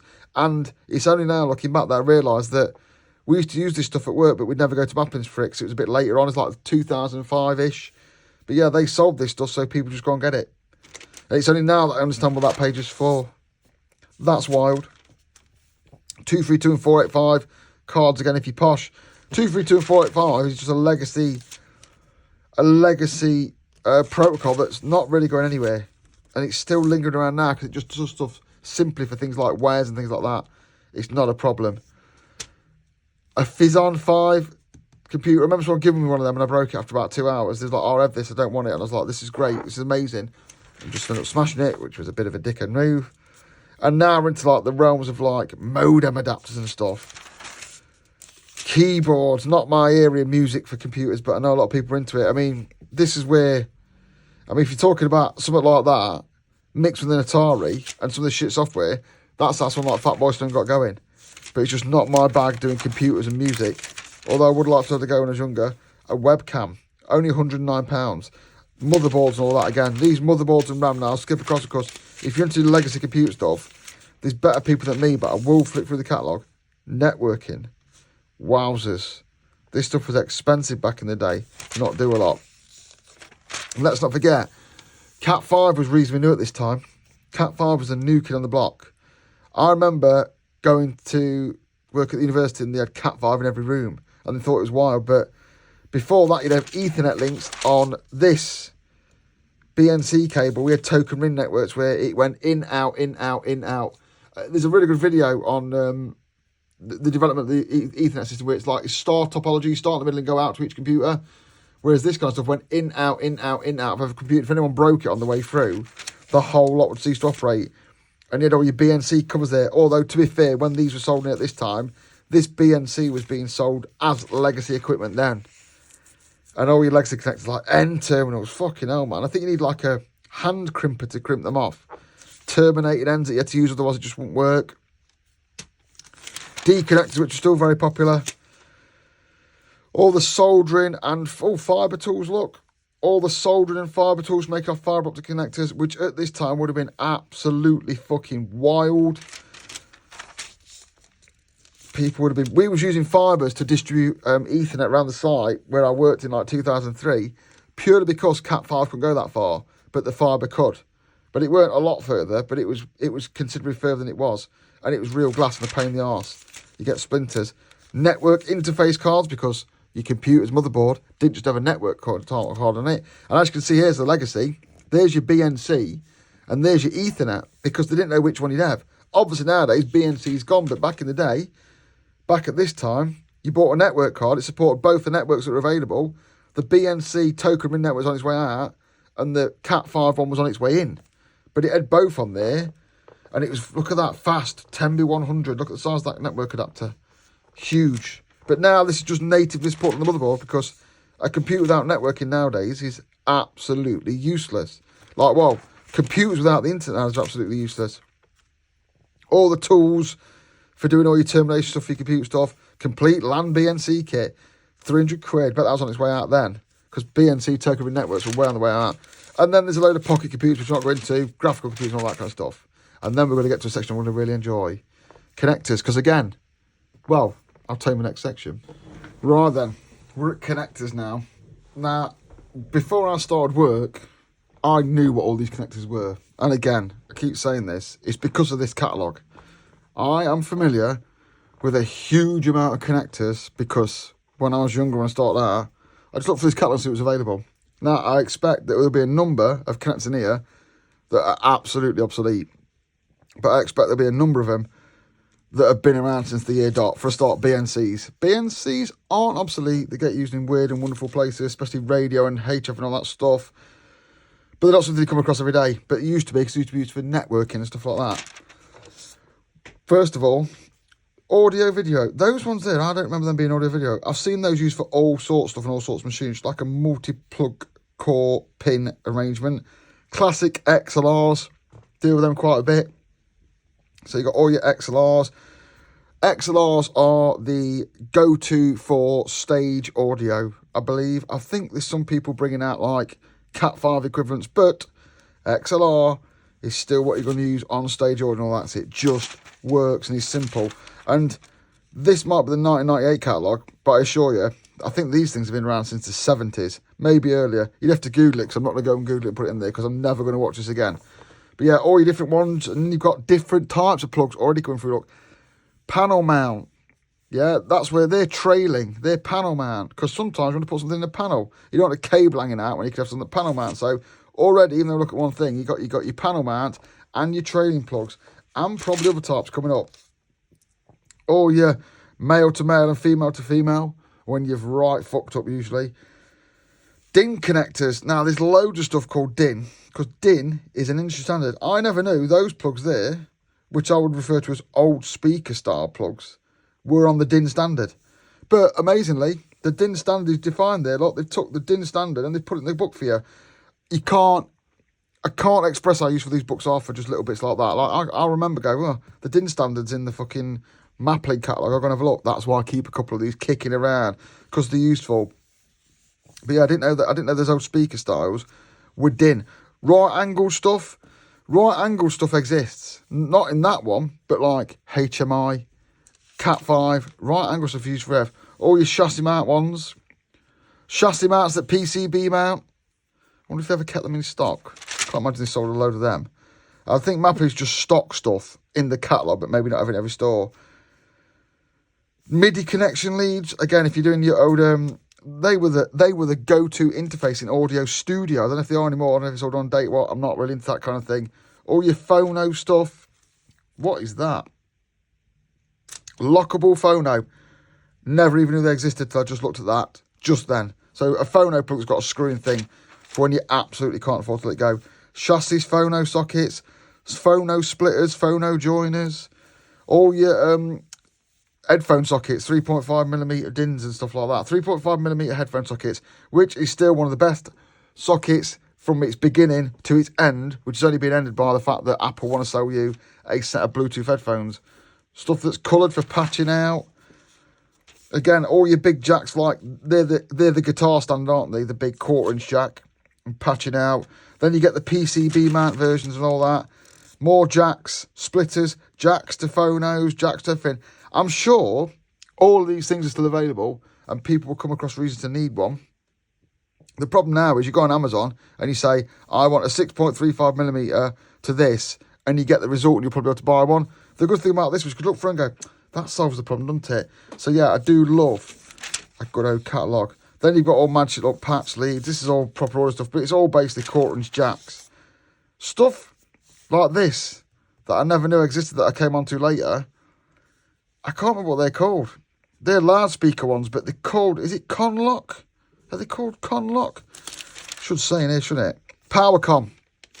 So these PowerCon style connectors, these are good for professional audio because they click in and lock in and you have to pull like a collar back to get them out. But they do them in all different arrangements, keyed differently, I would call it, for loudspeakers. Then you've got your ones for mains, right-angled things and all that kind of gubbins. 10-way video connectors, I ain't never seen one like that. Never. I had to buy one of them off Amazon a while ago when I was doing a load of PowerCon stuff and a load of stage lighting. I had to buy them and make myself some adapters. I had to buy these things off Amazon, make up some adapters to do all the testing stuff. Because obviously, all my test gear is 3-pin plugs, and I made some converters for that. They're still in the garage now. SCART is dead. SCART is dead. I would imagine all the stuff that exists for SCART is on the planet now. They ain't making no more of it. So when you start like getting all these retro games and stuff, SCART is basically all end up in the bin. It's just diminishing. There'll be less and less of it. It was a radical way of transmitting video back in the day. Completely replaced by HDMI because HDMI's got copper protection and that's what they wanted. But SCART was pretty good for its day.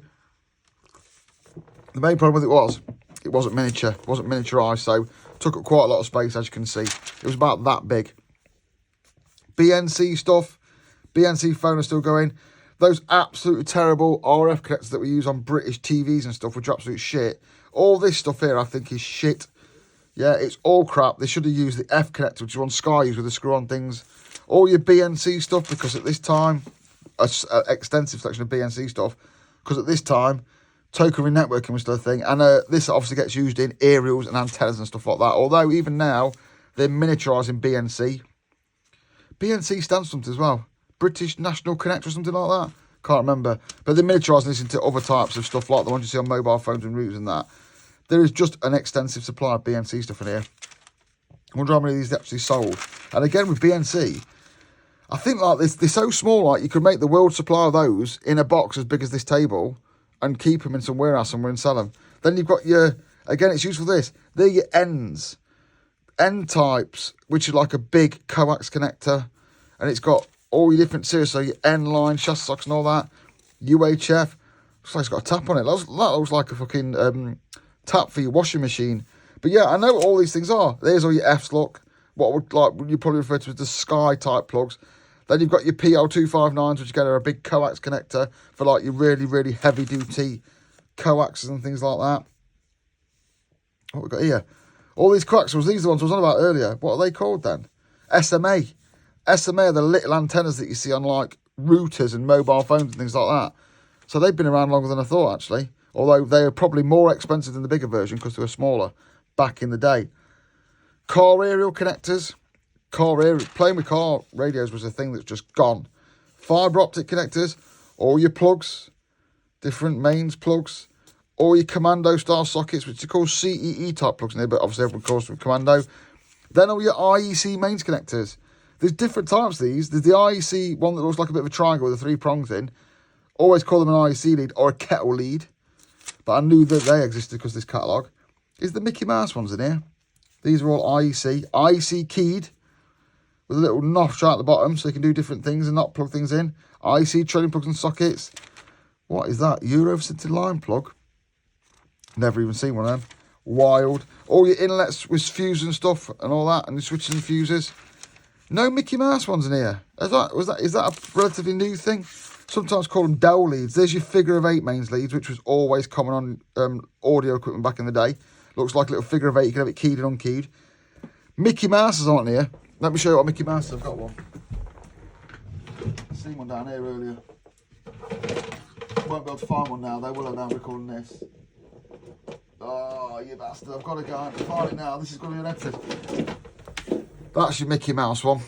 That's what I call Mickey Mouse, is that, which I think is brought out by Dell. I think they popularised that. Again, weird distribution units and things like that. That looks dangerous. I ain't never seen them kicking around. Those like a legacy of like people having big busy desks where they need lots of socket. Wild. I've never heard of any of these. What are these? Buccaneer IP68 cables and connectors. Again, for people mocking stuff up. Those P551s, they were common in like stage lighting and disco lighting and DJ lighting. All your barrel jacks. It will list all the sizes and flavours you can get. Do you remember those? 5 and 6 way spider connectors. They were wild back in the day because obviously they had batteries. All your car cigarette lighters, because it was a cigarette lighter, but they made it into a socket. That was wild. All your trailer connectors, which again, these 12S and 12Ns have been superseded now by a single one. I know that's got a caravan, very boring. DIN terminals, which I would later go on to buy billions of these and fit them into billions of pounds that have left my thing. All your battery connectors for like remote control cars and toys and shit like that. Legacy computer connectors now. Some of the people watching this will probably not even know what a parallel port is. But yeah, parallel ports and all your weird things. As I've said previously in this thing, back in the day, when you had a properio for a computer, which I can't say that word, it would come sometimes with its own unique socket or a weird socket and its own input card. All of this has been eradicated by USB. All your 15, they're your VGAs and your DIN 15s. But all these weird DIN connectors are not worth going into because they're not about anymore, but you could buy these weird connectors and you could buy the covers for them. You still use an RS-232 sometimes, to be fair. Or your networking BNCs, DIN PCB sockets. They still linger on industrial computers, those. Them miniature DIN plugs with different terminals. The good thing about them is they tend to use the same one on different voltages nowadays, which is fun. RJ45s and all that. Again, all mental computer connectors. I don't know where you're getting this stuff now if you wanted it as a legacy item. Don't know where you'd get it. Maybe Amazon have it or eBay, but since you've got the big boys, won't you? Maplin may have gone, but you've still got your stuff like your what they called. Someone's going to correct me in a minute. RS and all that. You've got your RSs and DigiKey and all that kind of stuff. But yeah, I'm guessing that's where you get all this weird shit from now. God knows what that is. That's a really random connector. But yeah, they're all there. Ribbon cables, which are IDC stuff. Again, internal computers all probably gone with the edge. Gone with the arc. These are still a nightmare to get hold of. These PCB style terminal blocks. Sometimes I have to buy these to match ones that have been lost. And that is an absolute disaster in RS catalogue. Often involving you buying all sorts of stuff wrong and then replacing it. All the classic things that we in the electrical trade use if you're an electrician. All your spade and terminal connectors, uninsulated and insulated. And covers from and all that kind of mad stuff. All the tooling for doing it, which I remember was absolutely amazing to me when I was younger. Screw-its. Nice. Didn't know they were still even in use at this time. Crocodile clips. Again, now this is dirt cheap off Amazon. But back in the day, your only place to get this was Maplin. Maplin were the only people that would sell you stuff. Because RS at this time wouldn't sell to a civilian. Everyone will sell to everyone now if you've got a credit card. But back in the day, this was for civilians and enthusiasts. And RS was for businesses and that. All the banana plugs and posts. 2mm size and 4mm size. I forget that 2mm size was the thing which seems to have disappeared. Tried to buy some of them stackable banana plugs. And like, Amazon doesn't seem to sell them. All your mad test gear. I still do this now. Make up bits of test gear for certain jobs. And you could buy all these. Again, these are all dirt cheap now on eBay. And I'm guessing they're from the same stockpile. They probably made a load of these in the 1996. And you still buy them on Amazon now. What I would class as, just to show you how far we've moved on, none of these leads comply with GS38 by the looks of it. Like, some of these are absolute death traps. But just the amount of, oh, there's the shrouded ones, look. Just the amount that went off was crazy. All your battery connection remote control cars. Don't think that's much of a thing anymore. Glow plug clips and all that. It was fucking wild. And like I say, that's not a lot of connectors, but that covers still most of the connectors used today. And yeah, I learned a lot about that. And I'd go, oh, that's a such and such connector. People go, where'd you know that from? I go, just because I'm incredibly boring. Enclosure and accessories. I love a good enclosure. I love a good enclosure for making up oddities and soddities. But back in the day when everything weren't dirt cheap as Amazon, you'd buy an enclosure. So for example, I bet you in here, we'll find something that you could make something like this in. I bet this style of enclosure's in there. And all sorts of weird and wonderful stuff. What they call black boxing. Making little things because you're interested. This was a wild section when I was younger. Like, you could buy anything, like all these stuff for DIN connection stuff, because people used to do dongles. And if anyone remembers dongles for software protection, you'd buy a bit of software as on a normal floppy disk. So it's very, very easy to copy. So they'd supply you a dongle that you plugged into the back of your computer, and the dongle would speak to the computer and tell it that it was a genuine piece of software. So you could copy the software disks, but the dongle would prevent you using it. You had to buy the dongle. Wild, I know, but software pricing was much more easy then. All your plastic boxes for putting your little experiments in all the various shapes and sizes. What I'd commonly refer to now as adapt boxes, which are more for connecting electrical cables together. But you could buy things like this, look, which that's a handheld box with a display screen on. So you can incorporate your project into something like that looks like a remote control look. There's all your remote control style boxes. Slopey boxes. Boxes with big flanges on. Boxes like that, I remember buying those ones because you could slide PCB boards into them, or they used to come with them and stuff like that. Remote control boxes. Boxes that all like they belong on top of your computer. Handheld boxes with switches. And it's just wow. I mean, I don't know if you can get any of this stuff anymore. Or if you have it made specially. Desk style console boxes. Boxes that are basically wall warts but without the gubbins in. Look, you can buy the blank one from them. And I don't know what you'd put in there unless you're making your own transformers or something like that. But they would sell you just the box. Obviously now if you want to buy them, you've probably got to buy 10,000 from China. But they're still available. DIN rail mount enclosures, but with terminals on. Basically, they look like the micro PLCs that you could buy them already. I mean, that'd be quite a useful thing to buy nowadays. I don't know where you get it from. Foot switches in boxes, waterproof boxes with clear lids, which would absolutely cost you a fortune back then. Yeah, 13 quid. Or there you go, metal instrument case. That there is that's that, or very much like it, as much as you could get for like the domestic user. Aluminium metal fronted cases. Look at that. Steel sloping front case with the handles. aluminium boxes. People used to make some wild stuff back in the day when electronics were like thingy. Rack mount cases, make all your own rack mount shit. I've got some projects they'd be useful back on now. I wonder if you can still buy them. Obviously you can, plain rack mount boxes, but I don't know where you go for it now. I just have to Google it, I suppose, instead of just getting a catalogue out there, the old school style. All your frames, enclosures, conduit. I bought miles and miles of conduit, panel trunking like that. I had a big problem this other week when I did the project for Vega, and I wanted some rubber feet for a cabinet. Now, look, there's a whole section of rubber feet and cabinet things. Look, all the rubber feet, all the casters, all the handles. I had to buy some of this hardware, and I had to go on Amazon and eBay and buy it. Didn't really have any idea where it's coming from or what it looked like, but again, this was just all here in the catalogue at one point. Fan grills, latches, locks, hinges, thermal controller modules and fans. Wild enclosed stuff. If you want stuff like that now, Eldon's probably your best bet to go for.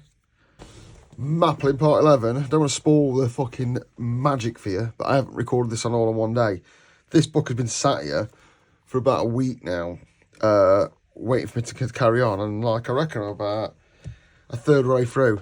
Next one, it's filters, suppression, and EMC. I don't think this was particularly interesting, but I'll flick through it just so it's there. Remember these surge... Everything was about surge protection back in the early late 90s and 2000s. I don't know if the power was more dirty, but you could buy all these surge protection plugs and surge protection leads and surge protection filters and stuff. It doesn't seem to be that much of a problem anymore, although obviously surge protection's come back. It's now in fuse boards. But I suspect that there was more surges that wrecked stuff, or electronics just weren't built with stuff, or the surge protection got built into the equipment because it became cheaper to have the surge protection stuff built into the equipment, so they didn't wreck the equipment, so they didn't try and send it back. So they became less of it. Got all your mains outlets.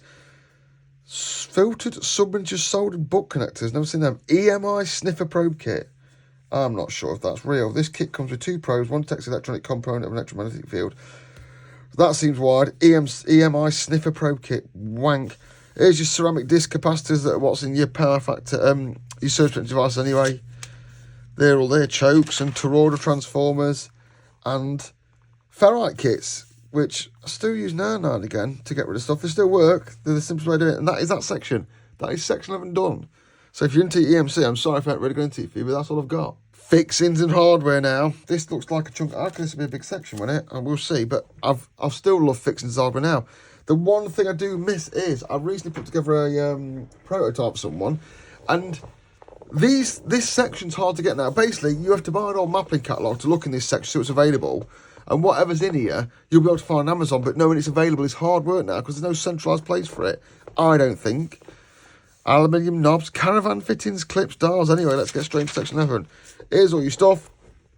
Anyone like me that has a business that's built control panels or built stuff will realise downstairs in my workshop there are trays and trays and trays and drawers and drawers and drawers of nuts and bolts because you buy a countersunk head, BA, British Association. I start from the thing. You buy a Posipan 16mm bolt, then you need a 21, then you need a 25, and it loads of different sizes because you don't want bolts being too long. Obviously, in the home brew, you might cut them down, but in the real world of electrical engineering purchasing, we buy them. We'd buy Posipan 16mm by the 2000 when we was building panels, just to fit trunking and din rail up. Anyway, something like that. Countersunk hexagonal socket head screws. Sometimes you don't need that. Then you've got all your steel bolts and your stainless steel bolts and your nylock nuts and your grade 8 nuts, solder tags, countersunk BA bolts, not BA Baracus. BA is British Association. Not very popular nowadays, but back in the, obviously, when I started in 1997 as an apprentice, we were still using a lot of BA. British Association is the thread type that you find in a lot of conduit boxes that are in ceilings, or a lot of conduit boxes. So if it's 1 inch trunking, if it's 1 inch conduit, or imperial conduit, it will use BA. And BA is bigger than M4, so you can't tap it out. So if you find that your M4 don't fit into a conduit box, it's because it's BA.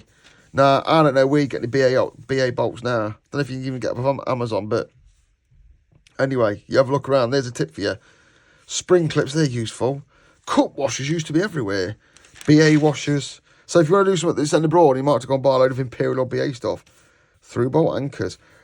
Plastic nuts and bolts, brass studding, good model making gear that, metric studding. I've had some of those the other week. You see those bolts, that's a blurry photo, but they've got like a thread thing. I'll probably find it here later. There's a thread that goes into wood there. Standoffs. I can never get, like, PCB holders and standoffs are always a fucking nightmare to get. Cable glands probably crap. Knobs. Yeah, who are watching this, that's you. Stream leaf grommets. Oh, I remember buying them, making projects with them. But yeah, all the knobs you wanted. I mean, you struggle to get this kind of stuff now. You have to go to RS and pay silly money. Brushed aluminium knobs. I remember refurbishing an old amp from the 70s and buying those to redo it. It was good. You got a 10mm knob, a 15mm knob, a 21mm knob. 28mm knob is me. Obviously, that is pretty wide. But yeah, all these different things that you could get, like when you've lost a knob off your DJ mix, you've gone buy from there, look. I mean, you won't be able to buy that anymore. That's probably all gone. All these vernier dials and drive sections and brass brushes. These were so you could have a dial in a door, but the shaft went back through to the part. Winch speed and direction spears, tumbler locks. Some of the picture here are really gash. Labelling. I mean, do away with us now. You want the brother one, don't you? It's what every Sparky who's decent has, is that brother one. Look at the size of that bastard. It's like a desktop computer. Then for some reason we've got trailer bits in here. Oh, look. See, I missed being able to buy this stuff really easily because it used to be a model shop, although it was an expensive place to buy it. Plastic car, which is basically sheets of plastic that you can cut up and make into models. Aluminium tubular stuff. I have to go and buy that now from like B&Q, which is really expensive. And just little angles and stuff and bits of brass. They didn't sell a lot of it, but model shops like that. It's good if you use prototyping and stuff like that. All your tow bar stuff for your caravans. Not really fussed about that. And that takes us. That's all the hardware. Mind you, I suppose you can make a list of nuts and bolts that's extensive into quite a small list, can't you? So yeah, there's hardware. Fuses and circuit breakers, probably still as valid today as it was back then. And a great way, as I keep saying through this thing, yeah, to work out what's available to you, what it is that you're looking at, and what you can get. So you might look one of them on the back of a thing, go, what is that? Oh, it's a 20mm Panama fuse holder, there you go. Or that really square one, I've never seen one of them, but this was all the different fuse holders you could get. Chassis mounted fuse holders, obviously it's got to go into, these will hold all different types. There's the 1¼ inch, there's 1¼ inches, and there's 20mm. I think one's American, I don't know. But they mount to the same set of clips which are sold there, look, fuse clips. But obviously different lengths of fuse. Inline fuse holders, 38mm DIN mounted fuse holders. The useful bit in here is the fuses. Knowing that you can get mini car blade type, 20mm in both quick blow, time delay. Then you got your inch and your quarter ones, which a lot of people don't keep. I don't see them I don't see them about much, but I do keep inch and a quarter for if I have a drama. Fuse kits, don't buy fuse off Amazon, they're always crap, by my fretable people. Time delay fuse, just as a resistor, by the looks of it. Your professional ceramics, there's all your plug top ones. See, when you've got glass, I learnt from this that when you had glass, it was normally slow blow, innit? And then your glass ones have got a smaller, they can't take as much amps, basically, whereas your ceramic ones can. 38mm motor rated, all your AMs and your GLs and your GGs. HRC fuses, they were the ones that used to put in BS3261 fuse holders. Some people will listen to this, would have to Google that, because you had the rewirable fuse holders, then you had the cartridge ones, then they brought out the MCBs.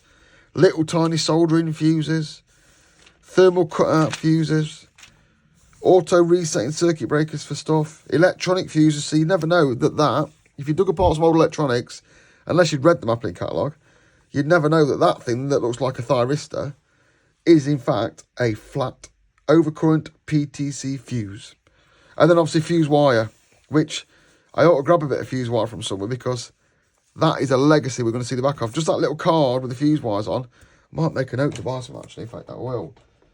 Because that will be a thing of the past. If it's not already, we'll have a look at that. But yeah, that is section 13.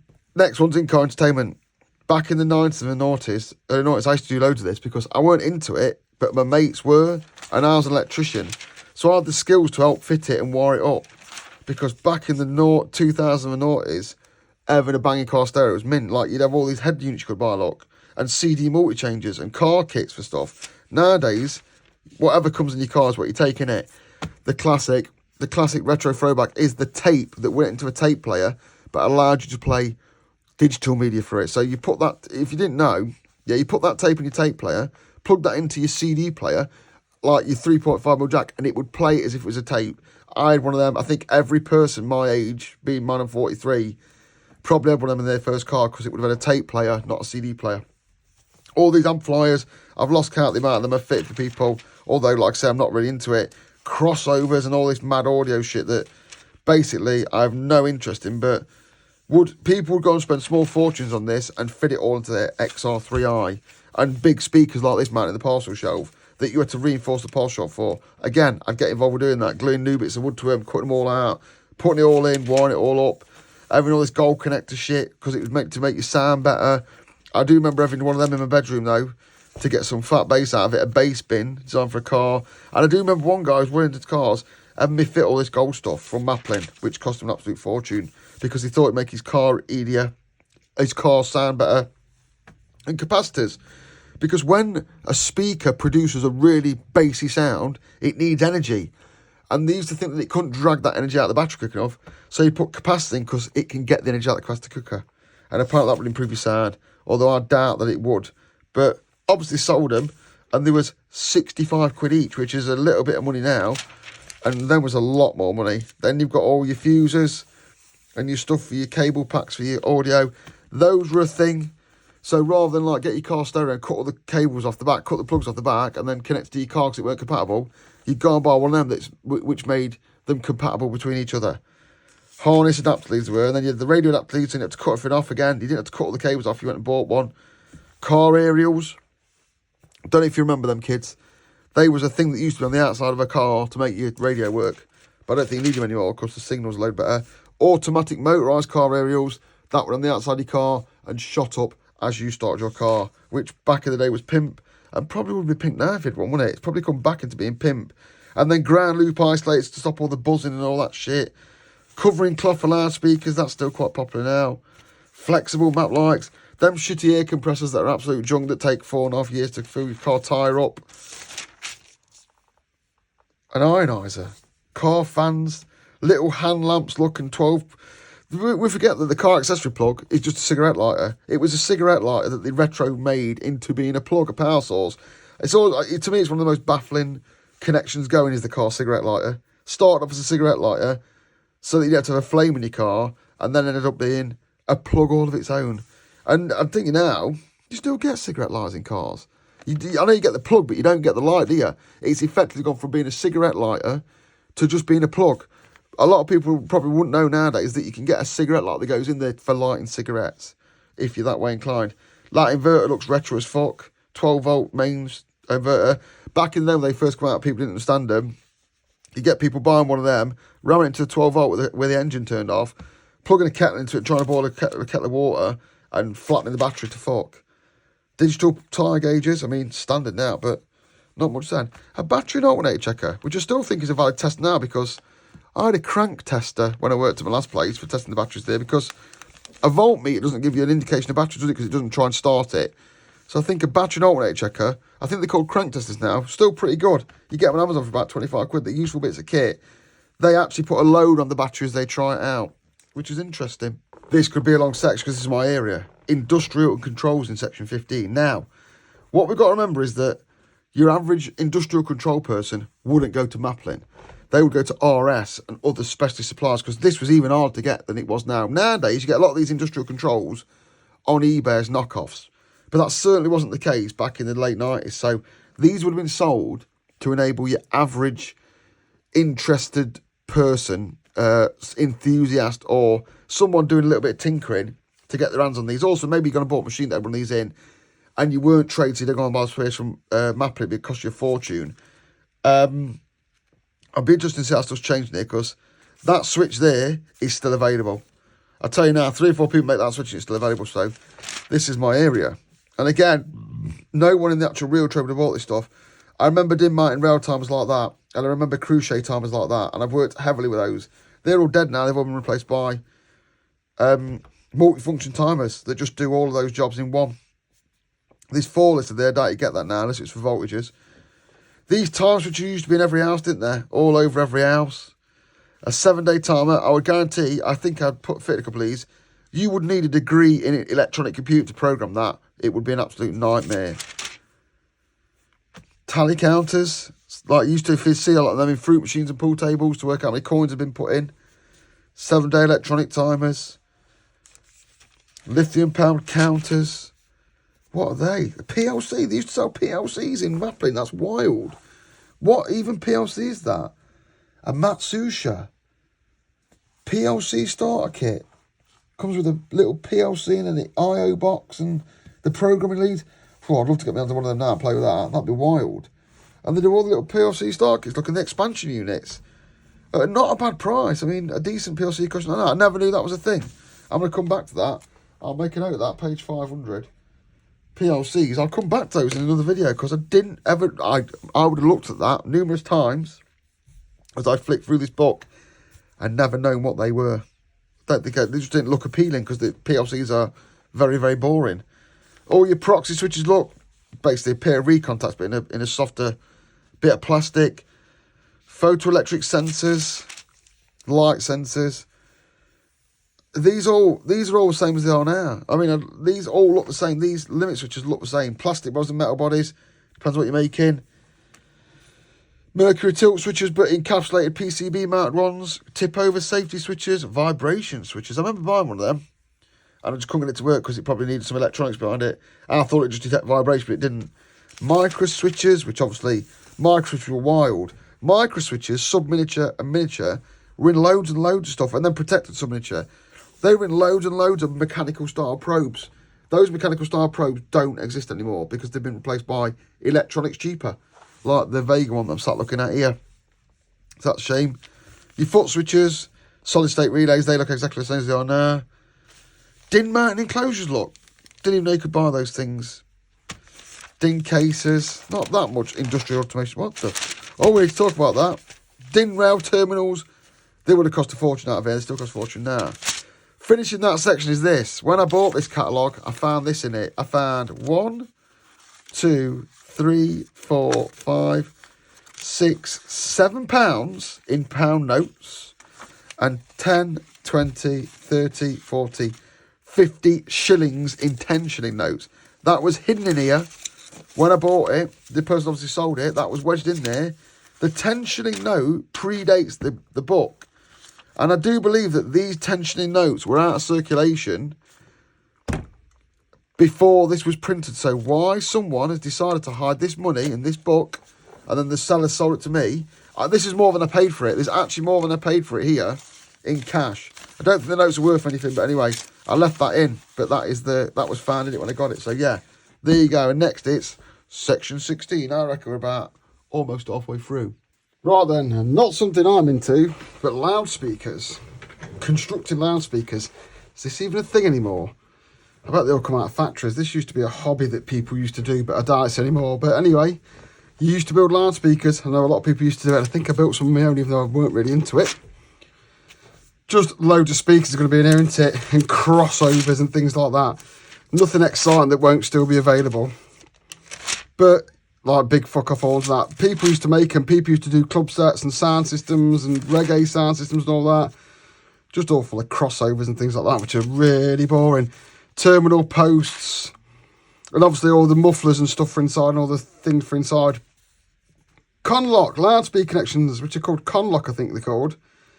I only found out about them recently. And I bought many of these style of speaker connections to make temporary connections on Tesco and stuff like that.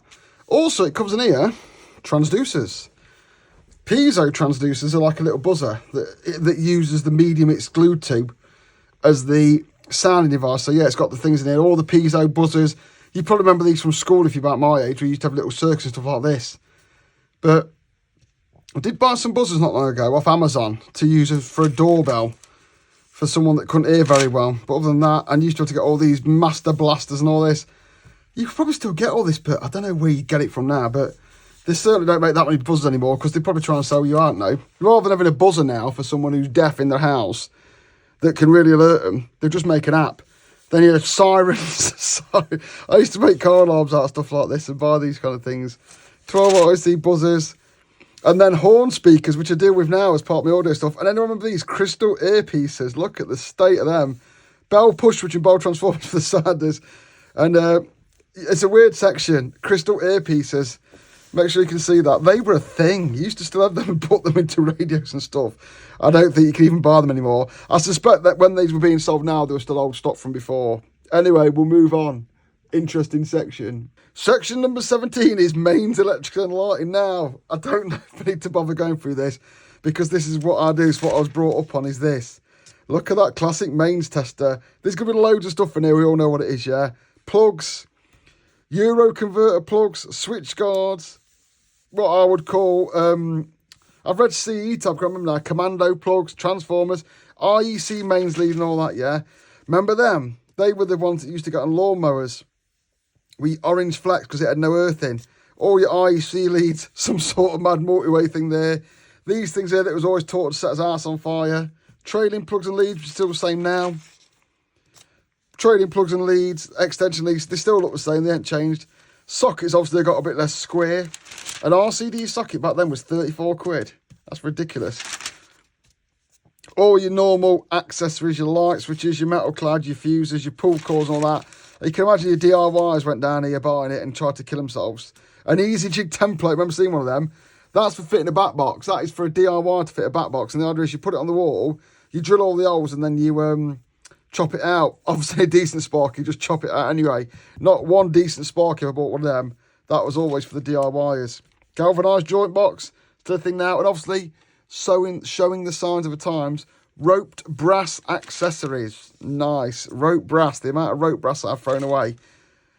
Lamp holders and batten lamp holders and converters and halogen lamp holders and stuff that's basically fucking obsolete now. Obviously lamp holders aren't.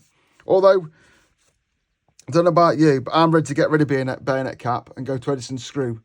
I know it was better, but I'm ready to go to Edison screw because that's what everyone else uses. I think we need to ditch bayonet cap and move on to Edison screw. It's what I buy for my Kia now. And I buy the adapters or I change my lamp holders for it. Might be controversial that, if anyone's bothered to watch this far. Starters, used to have hundreds of them in stock. And fluorescent tubes, which I don't even carry anymore. Golf ball bulbs, pygmy bulbs. There'll be a thingy bulb on here, surely. There'll be a rough service bulb now. Crown silver bulbs, nice. I remember all these lamps. I mean, lamps were better at this point because you could get more lamps for more jobs. Now LEDs do every job badly. But back in the day, because of the technology now that have been around, there was a lamp for everything. All your reflector lamps, your coloured ES lamps, halogen tubes, UV lamps, socks, metal lead. Jesus, man, they keep it all here. And it's still a great reference now. Downlights would have just been coming in and been very fashionable. What's an electronic safety converter? Converts mains power tools for low voltage. That is wild. That's going on my list. Page... electronic safety converter converts mains power for low voltage 12 volt diachronic lamps. Now that's wild. We'll go back into that. Toroidal light and transformers, remember dragging them out of ceilings and all the holders and bulbs, and you must remember them, the twins and the triple spots on the wall lights. All your old lights that would tip over on a building site and set the site on fire. Obviously halogen, get fucked, you know what I mean? It's never got any better. It's not got any better. They sold Proteus switchgear back then as well.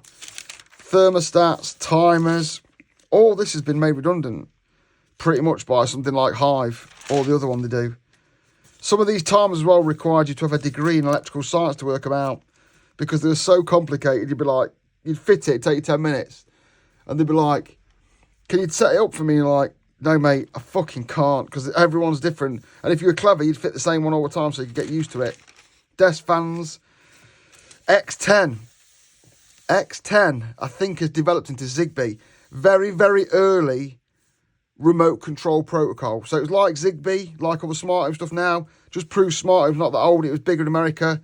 And you had remotes for X10, timers for it, a computer interface controller, a remote for it. X10 was way ahead of its time. It was also incredibly expensive. With a single switchable plug, an X10 cost me 30 quid back then. So yeah, X10. Stuff that's just gone now. I bet there's tons of that in America in landfill. Anyway, we'll move on. Section 18 is microphones. One thing you don't know about microphones is, still the case is, if you want a really good one, you've got to pay silly money. And if you want one like that in that 3 microphone pack that makes you sound like shite, you can still buy them today. The thing with microphones is they haven't really changed. The electronics probably got better. They probably sound a bit better, but you've been able to record good quality like-for-like audio people since the 60s, probably earlier. And the fact is now that microphone technology has probably not moved on that much. It's still the same. And you literally, microphones, you get what you pay for. And if you want it to look like that and you want it to be good, you double get what you pay for because you want it to look good and be good. And you've got all the associated XLR things. These have been repeated now in this section. And the holders for them and stuff like that. Nothing exciting. Microphone stands, which back then were like $16.99. You can buy a cheap-ass one now, which is right next to me here. Look, there's one here for like 10 quid off Amazon. So yeah, something that Charlie's Manufacturing has done good for us. Welcome back. Now, I don't want to fucking do you in, but I haven't recorded this in one go. And if anyone's made it this far, this video's about 3 weeks in. Anyway, we're on section 19, which is navigation and night vision. Now, this is wild because probably every single thing in this section has been replaced by a mobile phone. But back in the day, if you want a GPS, you went and bought a GPS, it weren't on your phone. Let's see what we've got. Obviously, GPS units, yeah. I mean, you know what the weird bit is? They'll still work now because they're still picking up the same codes and delivering the same things. They'll still work, but they won't have colour screens on them and stuff like that. The question is, do you actually need a colour screen? That would have built-in maps and look. That would have been crazy. Garmin. They've always been big in the game. In fact, they're all Garmin, look. But yeah, GPS is mad. I think there's a weird thing that GPS doesn't work over 245 miles an hour.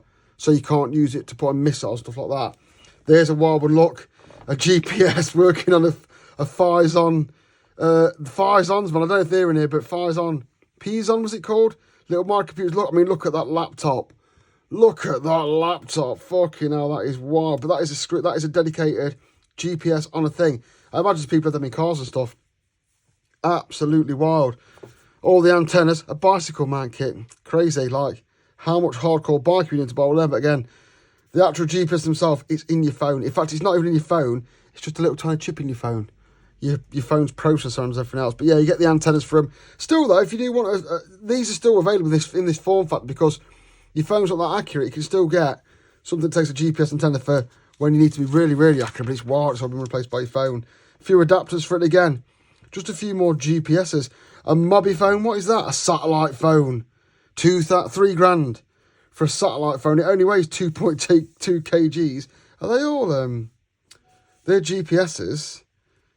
That's a GPS compass. I don't know what that is. A GPS interface on ice-45. Then all your software cases from stuff like that. I mean, this shit's really wild. Oh, you got some classics though. A Navi map book. More crazy GPS in. That had the information paging system. And I remember that being in lorries. It was like a early form of text messaging that sent traffic data to your phone. Wild. I still like those compasses. I like that compass, those ball compasses. I want one from a van. A gimbal type compass. I'm going to buy one of those when I hang this video up. I'm going to buy myself one of them. I've always fancied one of them in my vehicle. Not that it'll work in your vehicle because you've got a massive fucking lump of metal around it. Keys to get you the traffic information. So when you bought this device, you had to buy these keys and it gave you information. It was like a form of piracy. The Sliver Explorer. Is there a Sliver lightweight?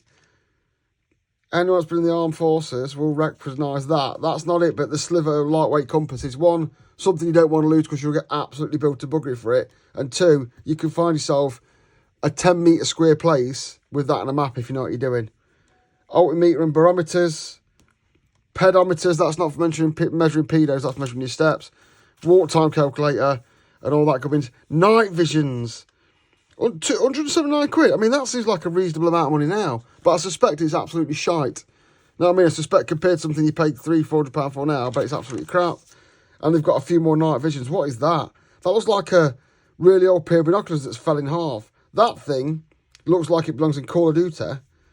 600 quid at that time. I mean, like I say, I bet they're absolute crap compared to stuff to get nowadays. But, yeah, when you want to see in the dark in the 90s, if you got one of them that looked like two rifle scopes with a tube on top, you was probably a bad man. I mean, if you got caught walking around that mile clear now, you get shot because they think there's some criminal. But yeah, GPSs. For most people now, it's just all on your phone. Section 20, optoelectronics and indicators. Being from a generation that's gone from... I've gone from analogue to digital. I think I'm one of them people. I'd argue that some people older than me have also done that, but I've definitely gone from analogue to digital. When I first got into controls, we used to have lots of analogue equipment hanging on, and I've got a real soft spot for this kind of shit, so I think I'm looking forward to this one. Things that see, no, all your lamps. Nah, when I worked at the cement works in the early 2000s, you would carry around a packet of round MES torch and flashlight bulbs. No, not them. Yeah, some that looked like that. You'd carry a pack of them now because all of our lamps were double. There was always two lamps. for the high level probes. And if you saw one weren't working, it'd flash that one, that one, that one, that one. If you saw one weren't working, just unscrew it, put a bulb in. Everyone at work carried a pack of bulbs around with them. I think my favourite type of bulb ever is going to come up, but all these old lamps, look at those indicators, they're lovely. All these old lamps, used to have them at school, look, for doing like all your like STEM projects and making your first little circuit and all that kind of stuff. And it's still nice, I still love all this dome type stuff and these flat top stuff. My favourite lamp in a minute, ever's going to come out in a minute. Where is it? It's got to be on here somewhere. The sub-midget flange bulb. Everyone loves a sub-midget flange. There you go. Pre-focus bulbs. Again, all these bulbs now, you could probably still get your hands on these. These were probably made in the millions, billions and millions of them. So it's probably a warehouse that's just still full of them, but they are probably not manufactured anymore, I dare to say, because they've absolutely been obliterated by LED.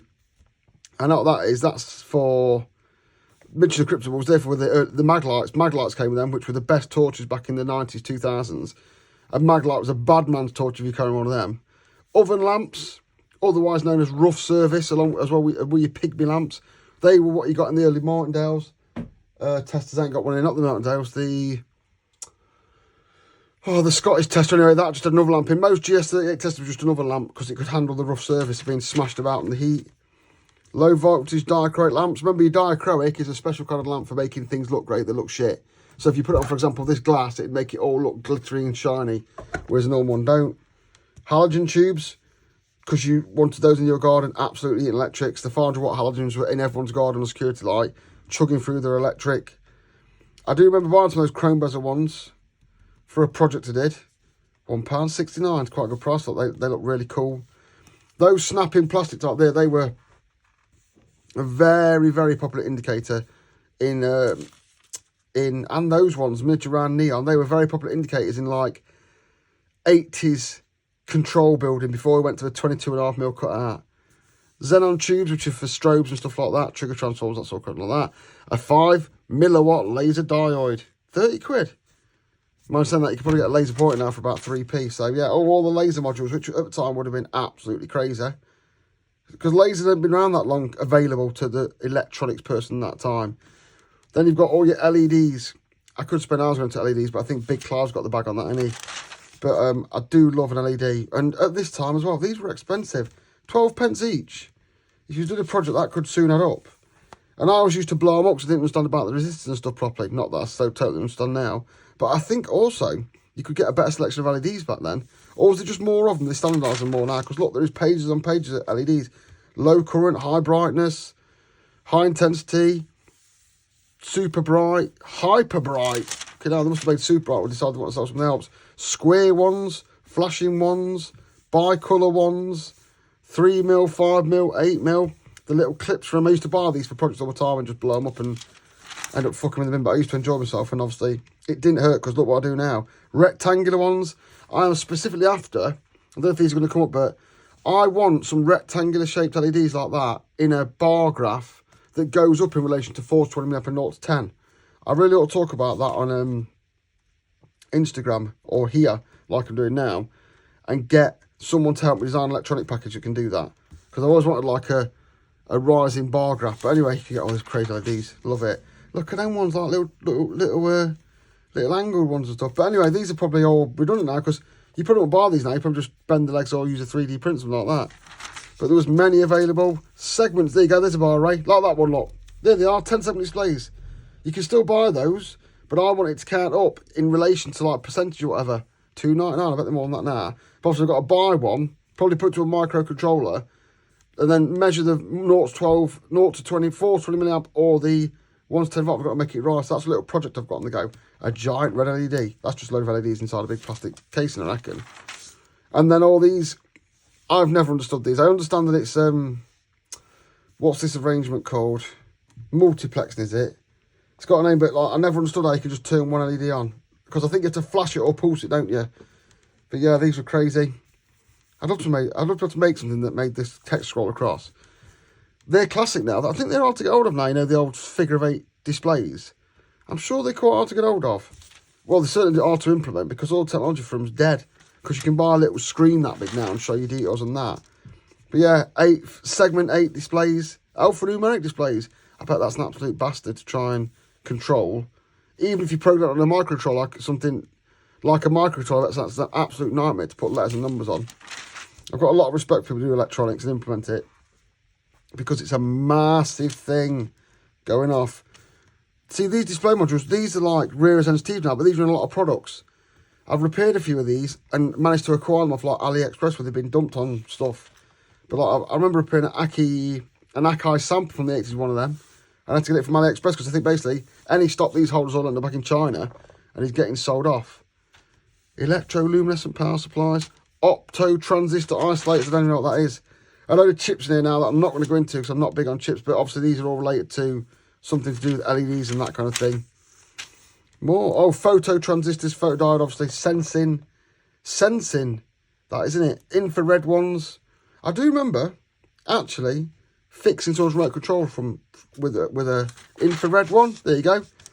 And there's somewhere in here, when I bought one, there's two different types of infrared ones. I didn't know which one it was, so I just bought both. Soldered the first one, it didn't work, took it out, sold the second one in, it did work. But I fixed it in there. Photoconductive cell, I remember those in at school, messing around with them as part of like little electronics kits and stuff like that. Fibre optic kits, which again, would have been in commercial applications, but getting these as a hobbyist to mess around with was still prohibitively expensive. With like a glass fibre optic kit, evaluation kit, with a lead and plugs costing 50 quid. So it was still in its infancy for us to get us onto this thing. I remember buying some of that light guard. It's not a fibre optic, it's just like it is a fibre optic, it's more of a light guard. I remember making a flexible torch with a little project box from here. So basically a box with a bulb in, and when you pressed it, that end lit up and you could shine it round. And I thought it was absolutely proffering it as an electronics engineer. And I'm not. Loads of camera modules. Again, these are still in CCTV cameras, but they'll be loads better quality. Photovoltaic panels. Look at the state of some of these, man. Look at the state of some of them. How retro do they look? They are all now just silicone. None of these big bits and bobs in. Because I was looking at getting some of these to make it. I see the modules they made out of. I'm looking at getting some of them to make up a model of a house with solar panels on. Don't ask. Another project that's going by the wayside. But yeah, they look gash. And there you go, a solar charger. A solar powered plant turner. $12.99. I wonder how many of them there's actually sold. Saying that, I suppose if you grow plants, you might want to see it. But yeah, there you go. That's optoelectronics and indicators. 21 panel meters. Again, something else I have a soft spot for. Having had to work with them extensively. Counters. Non-resettable counters. Hours counters. I've fitted hundreds of them. Lithium battery power counter. Signal strength meters. Obviously, these are just a dial we need all the electronics to make it work. Rectangular cut-out meters. Now, I do remember on some of them, you used to take the cards out the back to change the scale. Battery condition meter, I remember when I was having one of them in our first ever caravan. Moving iron meters, again, you get all your different ones, 2 to 15 volt, 0 to 30. You pick it suit, a water level gauge, an LCD panel meter, all your pre-made segment LED ones, which probably work on like a communication protocol, temperature monitors. Oh, this is dead. And that's it for that one. That's a short section, never mind. PCB and circuit development. Well, I'll be doing that one. Section 22, PCB and circuit development, yeah. Something I've always wanted to get into, but never have. So you got all the usuals. I was just seeing that and it's reminded me I need to buy a decent breadboard because I got caught out the other day. I needed a breadboard. I didn't have a decent one. Other ones I've got a shite, so I got one of them. Some sort of software for it. You don't need that software nowadays. I think you can go on PCB Way, not sponsored, and you can just use their own software to design PCBs that get sent to you from China in about a week. In fact, the majority of shit this catalog can get sent to you in China from about a week. I've just recently bought some stuff off AliExpress. It's all coming about a week. It's fucking crazy. But you can still buy all the perf boards and stuff like that for prototyping and knocking stuff up, and phase cutters for cutting the tracks, and pin insertion tools, and PCB pins, and gold-plated tin lights and all that. I'm sure stuff's still available, but it's a bit specialist for me to talk about, really. Tag strips. I used to use them all the time in machines.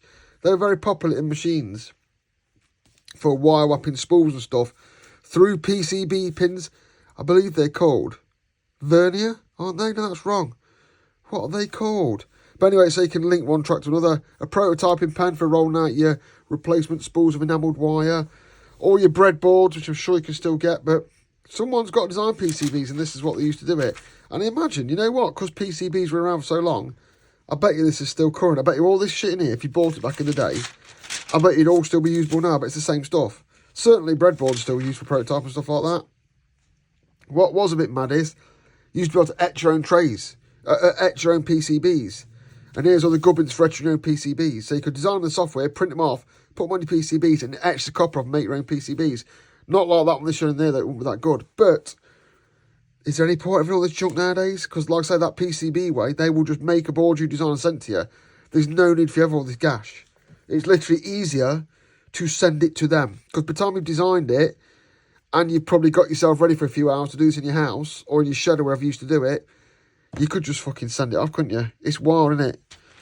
Wild that that's the way it's gone. But yeah, I imagine all this stuff and all these nasty chemicals that you need, and all the, because we used to etch PCBs at school to make like a moisture detector for a plant. I imagine that a few electronics people still do this and love it, but effectively all this stuff's been made redundant by that. I'm sure even the most hardest PCB designers will just get it made by someone else, take away all the shit. But yeah, and all the sprays and PCB cleaners you need for it, all the conformal coatings that make soldering a nightmare. These are wicked, these are crazy. So if you didn't want to draw your PCBs out and you didn't have design software, you'd buy these sheets of transfers and you basically transfer it off. If I don't know what a transfer is, if you're that young, you get a piece of tracing paper that's got the transfer on it, you put it onto where you want to transfer it, you scrape it with like a scratch card or with a pencil, and then when you lift the sheet up, the transfer would be on here. Transfers, wild. Because the tapes, look, all the dots for your solder pads and all your different things, and all that kind of stuff. Wild stuff that's not about. Again, all the PCB design software that cost £60 on a floppy disk, I bet that got parted to bollocks. Easy PCB was 169 quid. I'm guessing that's some sort of professional design level one you'd need back in the day. But yeah, it's all gone. I'm guessing there's still software for it, but I'm guessing a lot of it is done on the like bespoke things for the PCB manufacturers. Or if you're doing it, you've got like one that can handle, like, I don't know, 10 layer boards and all that madness. Because believe it or not, PCBs can be 1 layer, 2 layer, or sandwiched together layers to make it really bonkers, which is why it's so hard to fault find a PCB on like a modern motherboard, because it's got so many multi-layers, it's crazy. And then some more software for that. So yeah, that's PCBs. Only ever dabbled with it at school, making a moisture detector, but not something I've been muddled into, to be honest. 23, power supplies are something I've learned about a lot over the years. In fact, that power supply there is literally what my power supply in my garage is Chinese copied from. Don't ever, also if you listen to this, don't ever buy these power supplies to shit. Buy ones with proper knobs. These ones that you set with these are turd. Buy one like that, which I'll show you in a minute. But anyway, power supplies, the typical wall warts, yeah. These are still a nightmare. These were even more of a nightmare back in the day because you couldn't afford to keep buying them at $30.99 a pop. But even nowadays, they're hard to deal with. Long live USB-C, I'm afraid. Yeah, I actually went to Dell laptops purely because they all use the same barrel connector. So for years I've used Dell laptops just so I can standardise my barrel connector, so that when I buy a laptop, I can use all the old power supplies. In the end, they went to USB-C, but then they sell an adapter for their old power supplies to convert to USB-C. Thank you very much, Dell. That's nice of you.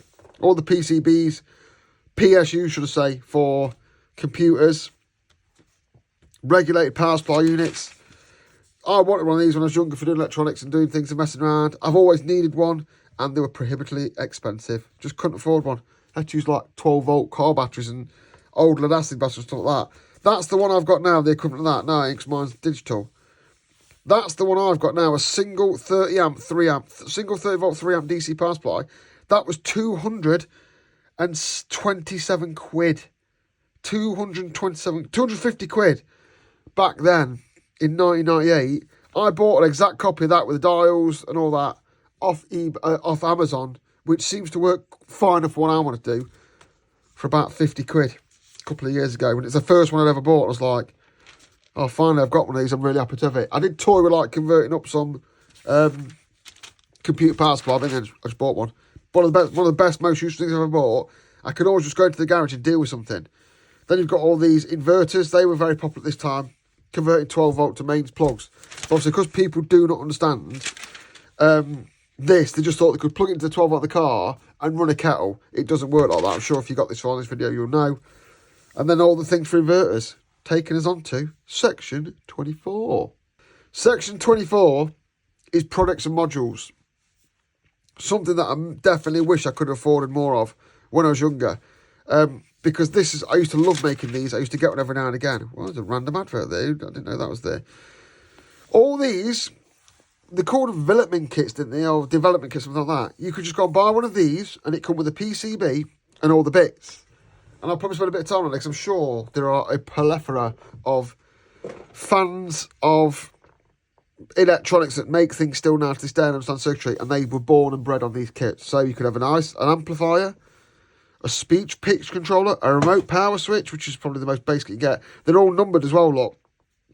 One being the easiest, and the two's like being the thing. I can't remember what the scale is, but they're putting there soon. A shock detector, a grey brass sensor, I/O cards, 232 to TTL converters, a RS-232 I/O converter module, rugby clock receivers, antennas for that. Rugby clock. The rugby clock, I think, is gone now. It's been replaced, but there was a big transmitter, an ultra-low frequency transmitter in rugby that would send out a signal to clocks. I think that's still there, but the rugby ultra-low transmitter's gone. I used to drive past it on the M1. The receivers for clocks, so they're self-setting. All random kits. This doesn't seem to be the kits. Oh, these are stage line kits now. Are these pre-made ones? Oh, these are projects and modules, so these are pre-made, these ones are. Look at that temperature module that's got a serial port on it. Temperature displays to incorporate into your other projects. Just LCD panel meters to incorporate into your other projects, I think we've done before. So now, these are all pre-made, yeah. An FM receiver module for, like, what's that for? Picking up whatever. Filter kits. Receivers for stuff. AM transmitter receivers. 418 millihertz transceivers. That's the, what do you call it, isn't it? That's for door entry systems and cut fobs. So yeah, all these were pre-made units that you could get to add to your products, probably because these were inherently hard to make. So they made them as pre-made units to incorporate your other projects. RS-232 radio frequency modem. I bet that shit was wild. I bet there's not a single one of them still operating in the UK. A 1.3 gigahertz video link. Fucking hell, what's that cost? 100 quid. Seems to be quite a thing. These are wild. These are so wild. Handheld LCD scope. How much was that? 159 quid. Absolute gas graphics though on the LCD screen, so useless. Metal detectors. Tuning modules. A handheld CRT monitor. Modulators for RF. Again, RF just gone in it. Stereo valve amplifier. Synthesizers. These are the kits now, aren't they? Yeah, these are the kits now. Power amps. Velleman equalizer system. That would have cost you 29 quid? Nah, I'm not having that.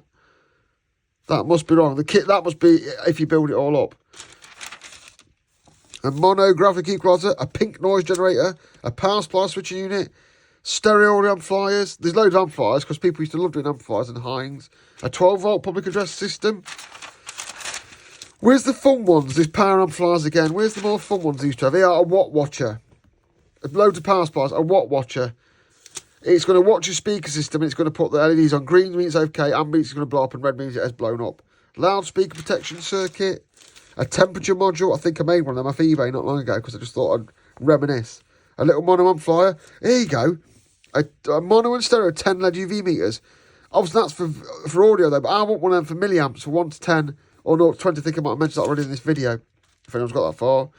Pitch processors, a voice vandal, whatever that is. A voice modulator, a memo pad, a digital dictaphone basically.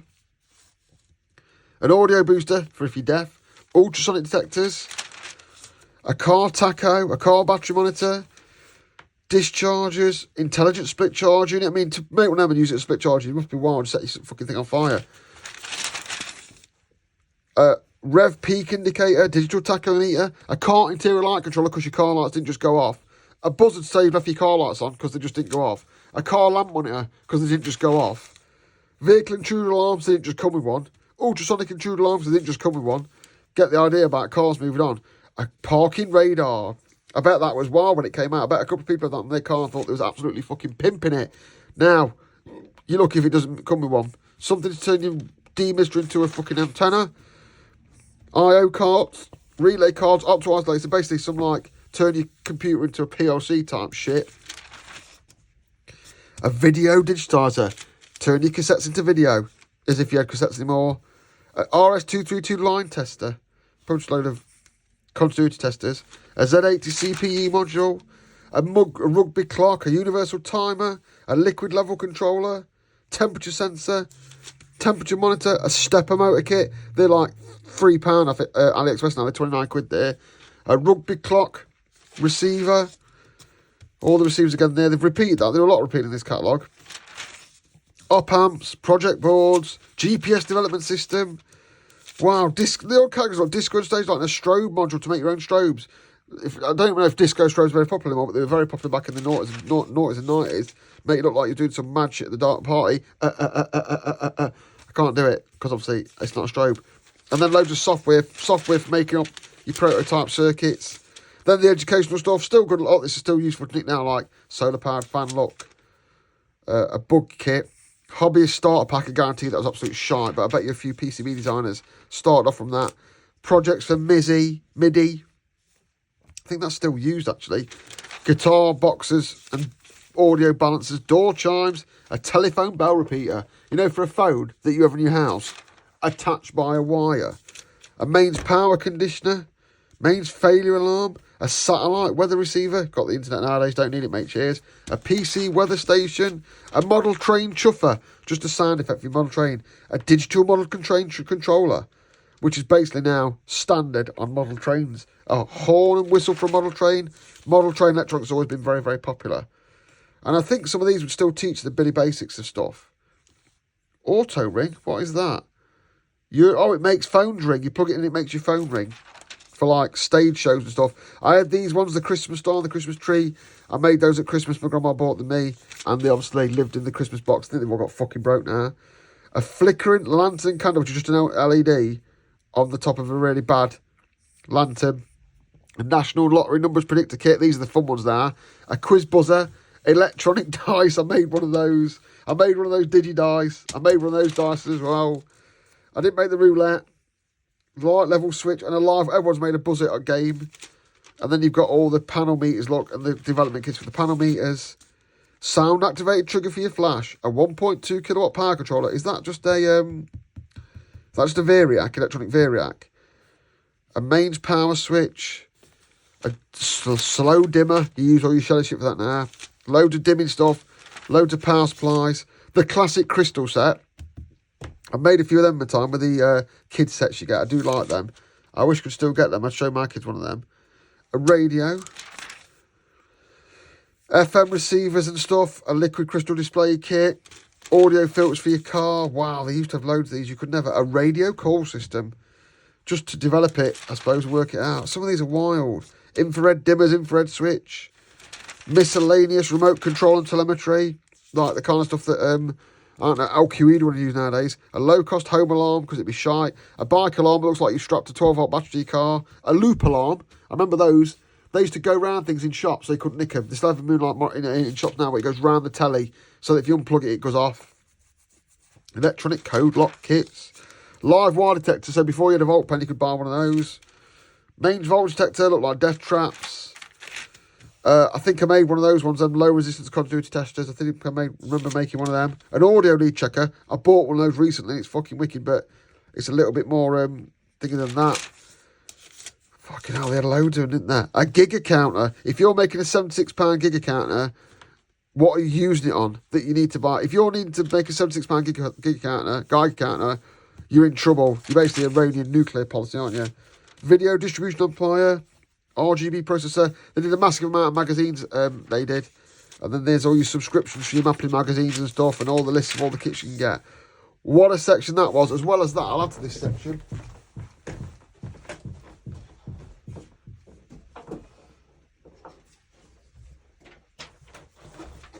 Because I was sort of into trying to do that kind of stuff, I used to buy the electronics magazine, like the Maplin's electronics magazine, which would come with like all bits about electronics, bits about kits, what chips we knew. And when I was younger, I was really getting into this kind of stuff, but then I just sort of lost the love for it and went on to being an electrician. But yeah, this was like, there, look, there's the one that's in the shop.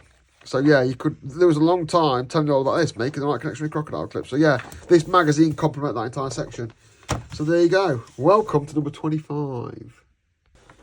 Don't know how far in we are, but we're getting to more of the fun parts of the catalogue. We're halfway through. Don't know how much time that is. But we are getting to more of the fun parts. And I still am now, into radio. Not very good at it, don't get along with it much. Can't really understand all the technical stuff. Got a couple of scanners, got some walkie-talkies and that kind of stuff. Something I really enjoy playing with. Bit of a dying art now. I wish I could afford a scanner and learn to use one back then, when I was super interested, because I'd have got more into it and there was more to listen to, but shit's wild. You could just pick up anything. Nothing was encrypted back then. You could just listen to stuff, but I could never afford £250, £350 back at that time. And it was just out of my range to save up with that kind of money, because I only had a job on the market, it's only £25 a week. And I spent most of that on crap, model toys and booze, but there you go. Scanning's still great now, still something I really enjoy, and undoubtedly, there'll be hundreds of these scanners in perfect condition in old radio ham shacks that have never lost any of their money. What the fuck is that? It's a wideband scanner. Looks a bit like a mobile phone, but yeah, there's loads going on for scanning. I couldn't do any coverage here, I'm just going to show you what's in here for the section, because scanning is just where you scan different radio signals to see what it's about. I ended up buying a scan antenna. I ended up buying one of them 20 years later, and I've got one of those. Yeah, I do like a bit of scanning. It's all mad aerials. The thing I never get about scanning is it's like you've got to get into radio and all sorts, and just knowing what antenna's what antenna works and setting them all up is just a pain in the arse. And then you've got all things like SWA, you've got to have tuners and all that. I had one of those radios, I loved it. Earband Marine Broadcast Monitor, I love that thing. I might try and buy another one of those. But yeah, it was wild, shifting all the antennas and different gear and SWR meets, which I know don't be in here as well. And then all this stuff, yeah, so probably just a load of stuff now that's basically obsolete. But yeah, there's all the ancillary looks bit, copper antenna wire, things for making all your own antennas, antenna SW tuners and noise reduction filters. I always wanted one of them. That Steeple Tune MBR7 wideband receiver. I always wanted one of them. I wonder if they're still going around now. I'll take a picture of that in a minute. Because I will want one of those still, just to get something. Do you ever get the urge to go and buy something that you never had when you was younger because you can afford it now? And I am like that. I do that. I will go back and buy things like, oh, I really wanted one of them back in the day. And I bought it. I'll have to put some examples of things I bought like that, but that's what happened. But yeah, SWR power meter. I think they're still good now. It's only $11.99 then. Didn't know what SWR was. Still more radios. More radios. Airband ones, mobile CBs and fucking aerial matching devices and digital bits and things with fucking floppy disks with them, but I've sort of gone out the way now. It's just wild. I'd love to go into all this detail, but I just couldn't do it justice. But still now there's a guy near me who has all mad antennas parts on his ass that he obviously works out, measures up and does that. Morse keys? What's that guy doing there? What is he doing? Oh, he's just pretending to be like, I think it's a lapel mic, but they're selling it like he's some super secret spy. Radio paging software. So I'm guessing you could have you could have pages on your own site, and you could page for your own site like the NHS used to, and still did till not very long ago. Car holders, all your power supplies again, as I said, yeah. Can't really do that section justice. Make no bones about it, yeah. Back in the 90s, lads, for boys, remote control's where it's at. I fucking still love remote control stuff to this day. The problem was, I loved it till I got to about 17 when I could probably start affording it. But I was too busy spending my money on booze and drugs. Then, I've had a few remote control cars and that, but I've dabbled with them. But now I've got kids, I would absolutely love to dedicate a bit of my garage to getting some remote control stuff. Planes, cars, whatever. Because I just like my kids to enjoy that with me. Something they could probably enjoy with me. Obviously, but the problem with remote control cars is you spend more time fixing than you do a real car. But back in the day, this stuff was wild, yeah? Oh, Monte Carlo, when you look at that. 160 quid, like I say, back in the time was expensive. You could do all the funky paint, the body shell was nice and all that. I bodged a few up, but I'd really like to get a nice motor control car. Now, back in this period, if you wanted to get a motor control car and got a battery one, you'd be forever waiting for the fucking batteries to change. But I had a petrol one, which, again, because it had differentials, that took more time to fucking fix, and you was always waiting for spare parts going for the post and that. But I'm guessing nowadays, with lithium-ion batteries and stuff like that, you can probably have quite a lot of fun for a good half day before you get bored. I bet these are so much more better now. I also did a remote control helicopter, an electric one, but I managed to crash it 3 times, spend about 100 quid repairing it. This is a few years ago now. And then I had to buy the simulator for it, which requires you to dedicate about fucking 6 years of your life to learning it. I'd like a remote control plane, but I think they're hard to follow an all plane. And obviously, I spoke to a guy that flies these properties like, yeah, just get used to the fact you're going to smash one up every 3 months. I don't know if I can handle that. But I would like to have an area just dedicated to doing it. I'd like a speedboat as well. Used to be a place to me called Collett Park. There's always doing workshops speedboats. But the most intriguing thing is servos and stuff. I would love to have one of these kits. I bet they're dirt cheap on AliExpress now. That was 400 quid back then for 6 servos. I just like the idea of making something where I put servos in it, make it move, or just having a remote control kit like that available for my use, so that I can make things that move. Maybe I'll go and buy a boat. Maybe then my wife will leave me because I'll be spending too much time. But here we are. Servos and that now can be acquired off AliExpress for nothing, for pennies. The receiver's 50 quid in here, and the remote, a decent remote, is 250. So that was the expensive bit. Obviously, if you had the remote control car stuff or whatever you had to go buy loads of these battery packs that were 20 quid a pop. Then wait for more to charge and go down to everyone and use them, yeah? And that was the bit. I remember, like, with speed controllers, like, that's a digital speed controller, but the old one's like just a moving arm across a resistor pack. But yeah, it's all there. And again, this stuff is so much more miniaturised now and cheaper. For example, those motors, look, cost an absolute fortune, but over here, whoop, I've got this actually. These are drone motors. This is just to create AC for a waveform to create AC 3-phase in a low voltage way. But these are just drone motors. They're like £10 for 3 off eBay. So this stuff has come down, although I expect the good stuff's still expensive. But yeah, I'd like to get back into remote control stuff. All your glow plug stuff, look, starter engines, because you had to start it with you couldn't start a glow plug engine with a crank. You had to put a motor into it.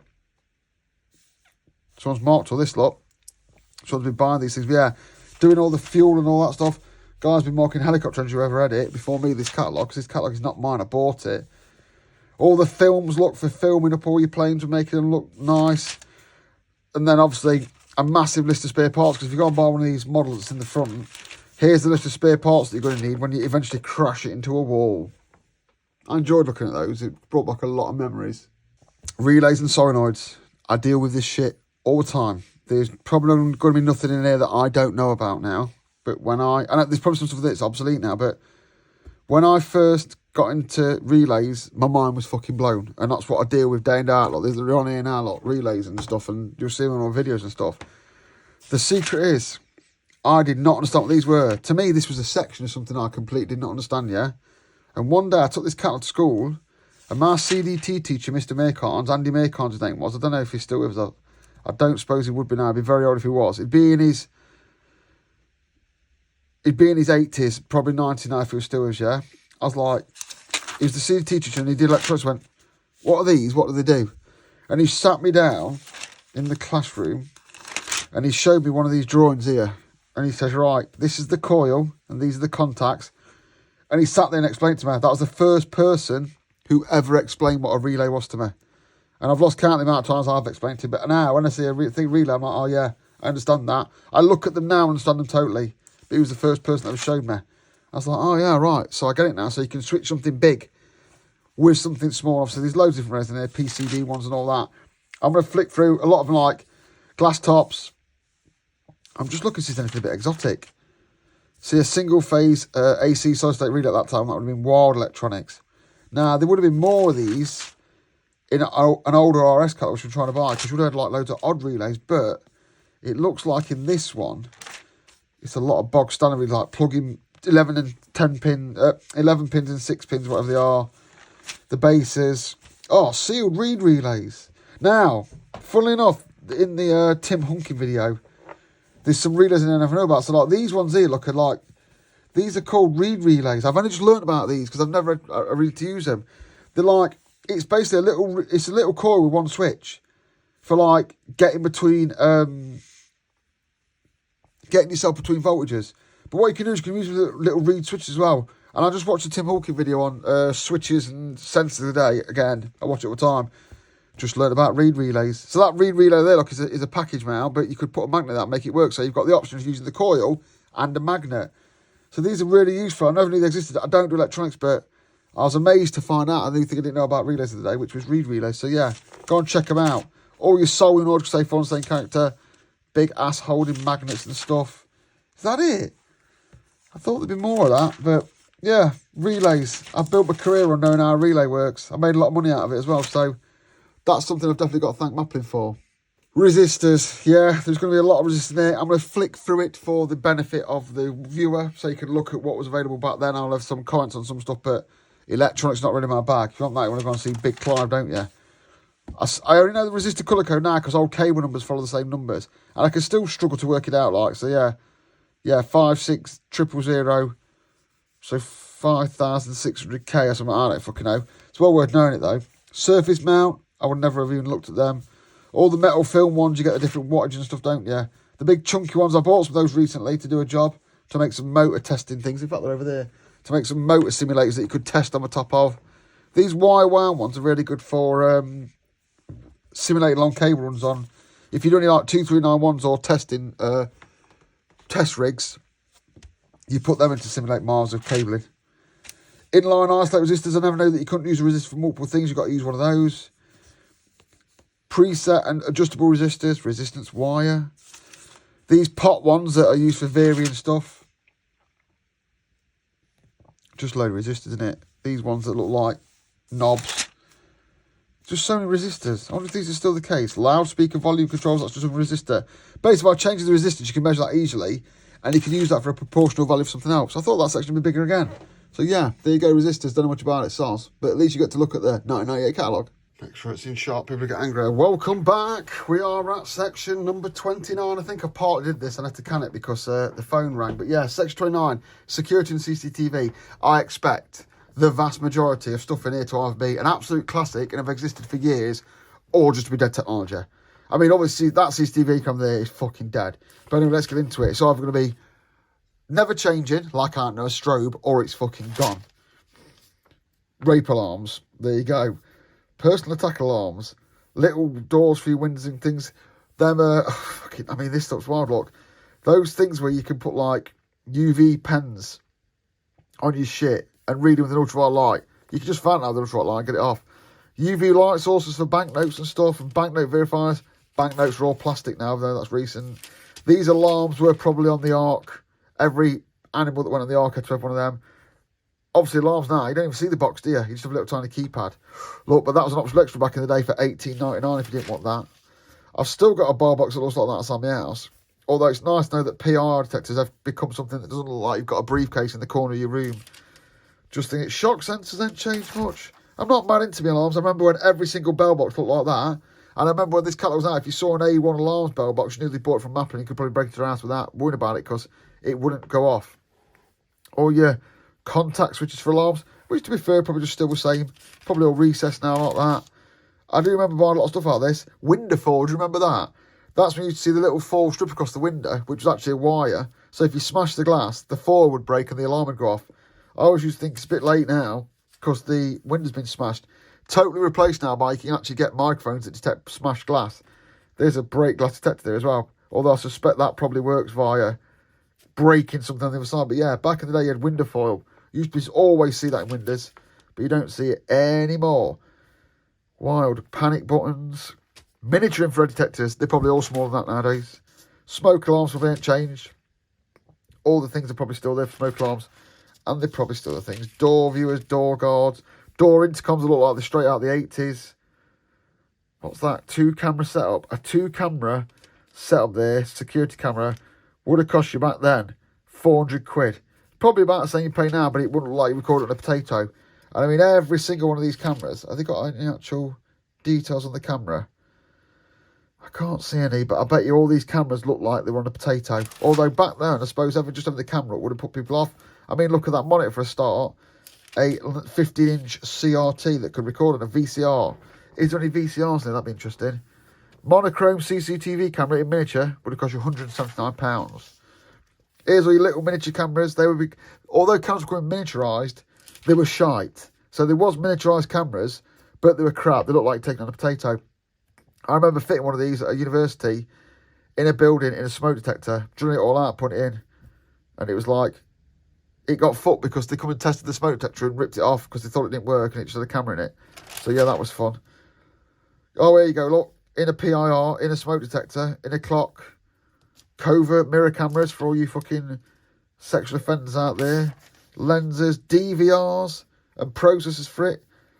Is that a recorder? I don't know if they're just multiplexing the video. Oh, they're capturing it. Black and white, real time, 60 million colours. Back in the day, when you had 7 cameras, it would record 7 little tiny images, multiplex it, it'd get the screen size like that, divide it up, which is where that comes from. And the reason you had all the cameras on the screen is because that's what the VCR recorded. So when you wanted to zoom into one of them here, it ended up looking like it was recording a potato. If you really wanted a bit of footage, you'd keep it full screen. Basically, this VCR recorded the screen, not the direct feed from the camera like it does now, so you can make it bigger and all that kind of stuff. But yeah, obviously CCTV's gone a long way. What a sparky my age, I put up 600 of them in their life. Outdoor halogen PIR bulbs, where the bulb would go, the light would go, or the PIR would go. Take your pick, whichever one it is, the entire thing's fucked. So yeah, all your PIR outdoor lights now, obviously outdoor lights are dead because it's all dead. All these mad security lights, which is to bring your light stuff on, which no one's ever successfully set the timer on one of these correctly. No one knows how they work. What's this? Alarms for your car. Again, it's just something you get standard now and fitted. A remote paging alarm, so you can set up your own paging device. So I'm guessing that'd be quite useful because you put an input into that and it'd page that with radio in your local area. Could be useful still nowadays, that could on certain sites. Here's all your car alarms, which again, when I was younger, there used to be companies that fitted car alarms. Just don't seem to exist anymore because it just comes in the car. And then your D-locks, which were apparently indestructible, but I think they used to spray them with plumber's spray, freezing spray, and just smash them off. So yeah, little blast from the past there, nothing too exciting. But we've come a long way. This one's called Semiconductors and Accessories. It's going to be loads of stuff I don't understand because I'm not that into electronics. It's big Clive level stuff, this is. Don't know what any of this means. Obviously, there was tons and tons of these you could buy that were pretty much dealt with by numbers. You've got all your transistors and stuff. The ones with the... What are these ones? I recognise these type, but I don't recognise the ones with the silver tap. Silver top is not how they used to be. I'm not going to talk much about this section to understand it. But obviously, what I do know is there's a lot of transistors, PNP, NPN ones, and all your MOSFETs and rectifier diodes. And if you're big into electronics, this would have been a radical new section for you. And you've been using this stuff all the time. And these are microcontrollers, I believe, and processors. But again, oh, and there's all the pinouts for them. And it's something that I absolutely don't understand whatsoever.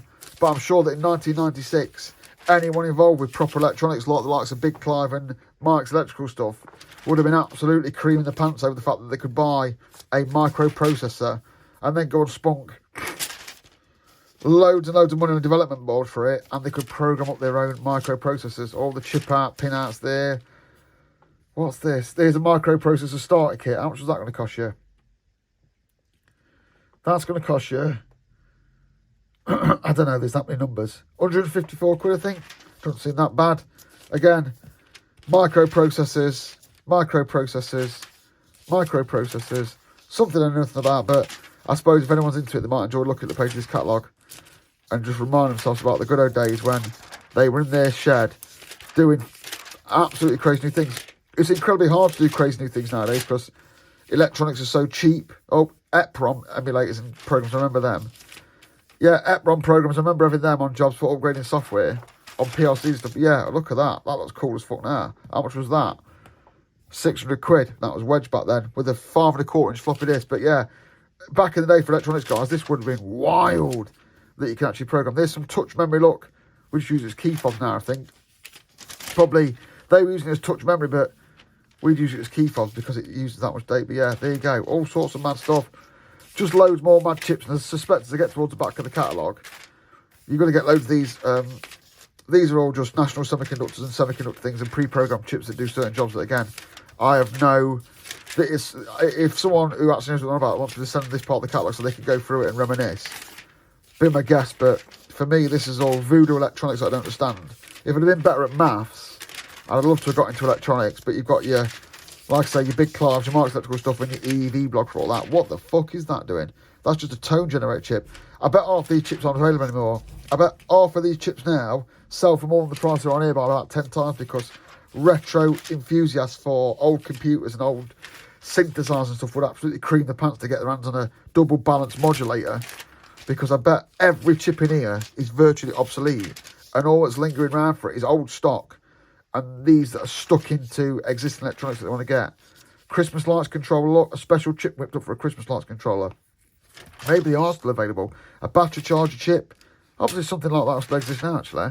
I should probably go for these, but I'm not going to do it here because I don't think I would enjoy it. But fast charge controls, a NiCad charging chip, because obviously back in the day, if you're in an electric car, you might want to make your own charger. Wild, so you can set fire to your house. Precision references, I would imagine that what you're getting like a 0 to 10 volt signal generator. Just guessing. And there's just all this madness in semiconductors. Obviously this was huge. And Maplin's absolutely made their money and their name because there was a lot of electronics people around then that would love this kind of stuff. And Maplin, I guarantee you keep one of these in stock for everything. And all gas sensors look fucking wild. Gas sensors semiconductors. And you could literally make things. Valves, look. I'd love to know more about valves and how they work. But yeah. Oh yeah. Pin straightening tools and headers and sockets. I bought a few of them when I've upgraded and fixed old computers and stuff. And all the sockets for them and lock and all your fucking heat sinks. It's a wild old section that I don't know anything about. And I'll probably find from the pub who knew about that section. And I could probably talk to them for hours and hours about it. We're getting near the back now. All the fruit stuff's probably gone. But here's service days now. This is the Lego section now. All your different glues. Do you know what 401 is and 770 is? Because I don't. Glue gels, all your different glues. Thread locks. At which point, I learnt about all these thread locks and stuff from here. I was like, what is that? What is Magic Bond epoxy? All your tapes. All your cleaning things from your mouse ball. Jesus, that's old stuff. Antistatic sprays. I just use WD-40 for all this kind of stuff. Degreasing solvents. 5 1/4 inch hard drive repair kits, long cotton buds, which are a bastard to get on there, thermal greases, lubricants, because obviously the lubricant really matters, because if you put the wrong lubricant on the wrong plastic, it just eat it or make it go soft rather than lubricate it. Just fuck it. Totally fuck it. All your different oils, all your stuff for making your own PCBs, more stuff for making your own PCBs, abrasive fiberglass pencils, still a useful tool to have in a toolbox now. I keep one at home all the time. All your different glues and freezing sprays, funnels, polyfoam, thinners, and just loads of stuff that I guess is still available and is useful to you. Soldering.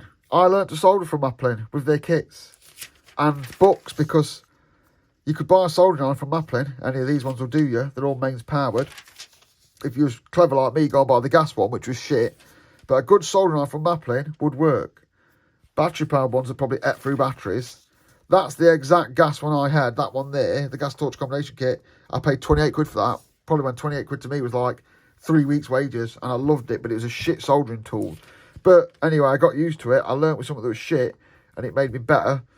But yeah, I learnt to solder from Maplin, from the catalogue, and reading books, because they sold kits and they told you how to solder inside. Because at this time, you couldn't go onto YouTube and learn how to solder, because there was no fucking YouTube. You couldn't watch video on the internet. You're lucky if your computer could play any sort of video. And I learnt about all the bits and bobs you need for soldering, and actually purchased like a start set from here to do all my soldering. And then at the back, you've got the more hardcore stuff like solder pots and things like that. Yeah, I've never lost that skill. It's been really useful for me to learn. And I learnt it off Maplin and their kits. This section always intrigued me. Sound production, stage equipment. People who are making stuff. So all your lighting, all your crap DJ lighting, basically. Any DJ back in the day would have an absolute first name terms with the people in Maplin when he rocked up with these 4 light sequences like that. In what we would run out now, you don't recognise crap wedding DJs anymore, but they're goalpost sets and funky lights and stuff. 250 quid for one of them, and the local DJ would rock up with about 6, you know what I mean? People mainly bought a DJ based on the amount of fucking crap lights they had back in the day. All your controls and that. You're literally talking about DJs rocking up with like 85 kilowatts worth of stuff, burning your fuse board down, but you'd have a banger of a birthday party. Obviously, I was into a DJ, but any DJ equipment you could get from Maplin was just pure shit. Absolute pure shit. You get your mirror board and your smoke machine though, which is what you want, but every bit of DJ equipment in here was absolute fucking shite. If you got sore with on the DJ scene, you'd get bumped to death for being a fucking idiot. Some of the mixes were decent, band equalizers and all that. I'm still willing to talk all this stuff now, but this is just classic equipment now. All your different leads. I've got boxes and boxes of fucking leads down here. And every now and again I go through, and I don't dare throw any of them away because I often do pull one out. All your stuff for making your cabinet rack mount stuff. Patch leads, lead testers. I've actually got them recently. I need to do a video on it actually. All your speakers and drivers, MIDI keyboards and keyboards, karaoke machines, guitar tuners and effects pedals, acoustic guitar transducers, all your amplifiers 100 volt line.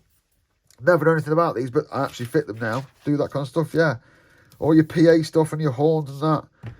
I actually got more into that as I got older, but back in the day I would have never even bothered looking at that section. Storage. I fucking still love storage now. I know there's going to be some classics in here. There's going to be some things in here I still own. I mean, these things, these Raku boxes, are still the best little boxes available. And I still buy these regularly now to put stuff in. And these tower ones made by Raku. Absolutely fucking brilliant. I love just being able to place something. And I would always want to I still want to own about 85 of them with all my bits and bobs in a massive workshop. But I just ain't got that kind of space in my garage. But there's quite a few kicking around in my garage them. I love a lin bin. Still think they're the fucking ultimate workshop thing. When I do finally win the lottery, I'm going to rent an aircraft hangar for the rest of my life, have a little room in it that's just a fucking tennis size court shop. I'm just going to fill it with limb bins and component storage, and I'll whittle my ways in there just making stuff. All your tool trays. That was my first toolbox. I made one of them with all clips in so you put your tools in, but everyone thought it was a right bender. All your computer media storage boxes, if you can remember that far back. Oh, is that it? I was enjoying that. Then again, Raku was all you needed, so there you go. Surface mount devices. This is all the incredibly tiny little resistors and transistors and capacitors that are in your mobile phones and stuff, yeah? These are 1206 size, but probably now there are smaller ones and smaller ones and smaller ones. Anyway, I'm going to whiz through this because I'm not into surface mount components, and it's not a very long section anyway. Switches. I spent my life fixing switches. That's what I've done. And you can, I swear by now, this is still an excellent reference method for switches. I bet you all these switches are still available.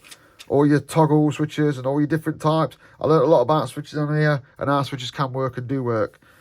Rocker switches, rotary switches, PCB switches, sub-miniature selector switches, DIN dial switches. There's a really good switch that does a binary rotary switch. I wonder if there's one in here. All your wafer switches, I bought them recently. Key operate switches, used to buy them and make alarms. All your miniature switches, which were in everything back in the day to make it work. Big old fucking limit switches. All these PCBs that I want just for turning your toys and shit on and off.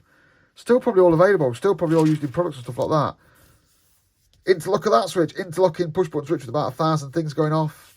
Main switches. That's what the big clunkers in all your Technics, lads and ladies. All different funky looking switches. You can get most of these on AliExpress now. I have got a project on the side where I'm making a jukebox and I've used a load of them, but I've never got it completely. It's on the list of things to do. It's actually those switches there. They're the ones I got from my jukebox off AliExpress. And if I remember correctly, I referenced an old Maplin to find out what they're called. But not the family name. But yeah, all different vandal resistant switches. All these modular ones that you can get different heads for and do all your funky things and make all your things. Obviously, we don't use that many switches now because everything's just got a sheet of glass on it, like an HMI. Look at that big old knife switch. I'd like one of them now. That's a wicked stemmer thing.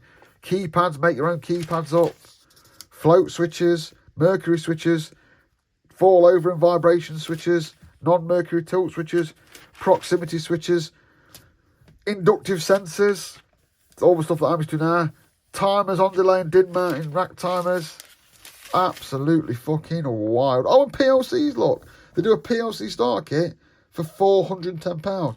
I'll put a picture in there because I'm doing a little project on that. So I'll put a little post note there to remind me to look at that later. But yeah, I'm doing a build your own PLC test rig now. And my budget is 250 quid, which is cheaper than the entire thing in there. So yeah, shows you how much they've come down, Maplins. Section number 37, telecommunications, right? And I think we mainly were talking here about old mobile phones. And you remember wired phones? There'll probably be a few of them in. And I know for a fact there's going to be some wild landline accessories in here. Bet you. I remember buying a few. So first of all, straight in, always put the most popular thing at the front of your catalogue. And at that time, obviously, 1996, it was still corded phones. And these were shit now, weren't they? Like, there was gimmickies coming along, but you could buy, like, what's that Primo one there? $16.99 a pop. Sounds quite expensive for a phone. I think I bought some fucking Cause ones recently for about that before I lost my landline to VoIP. But yeah, normal POTS, I would call them, plain old telephone systems. I'm on a very boring group for BT engineers, but yeah, telephones doing things. Answering machines were a classic, weren't there? A see-through phone. I always see one of those in Tim Uncle, who I like to watch. He's got one of those in his workshop on the wall. Obviously, so his wife coming for dinner or something. Answering machines, remember they were a separate box that possibly had a tape in, and there's preview caller ID there, look. So that was obviously doing its thing. I remember that coming out about 1995, something like that. 94. So you could buy a caller ID box, tell you the phone number that's calling. Something that we now take for granted. Obviously, people were still buying Victoriana phones.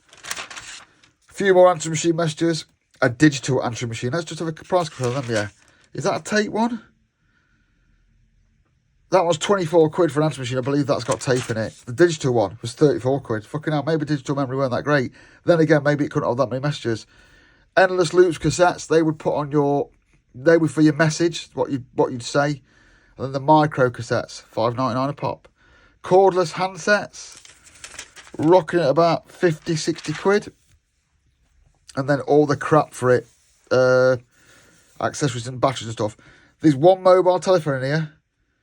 One mobile phone by Vodafone, and it's 99 quid, 100 quid, and £15 for the voucher. I believe that's not far off the first mobile phone I've ever got, which is in my collection of old mobile phones over there in the office, which I won't cut to because this video is long enough already, but that's not far off the first mobile phone I ever got. Payphones, I've got one of those. I've got that exact payphone in cream in my bar that I have in my garden as a prop.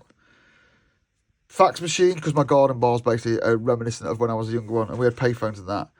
There's a fax machine. There's a load of fax machines. A fax machine cleaning kit, looking at all your brushes and chemicals. A fax friend, because I remember these was paying the arse to have a switch that switched it over. A DIY internal telephone system. I've always wanted one of those to play with. They're 170 quid then, so I couldn't afford one to play with them.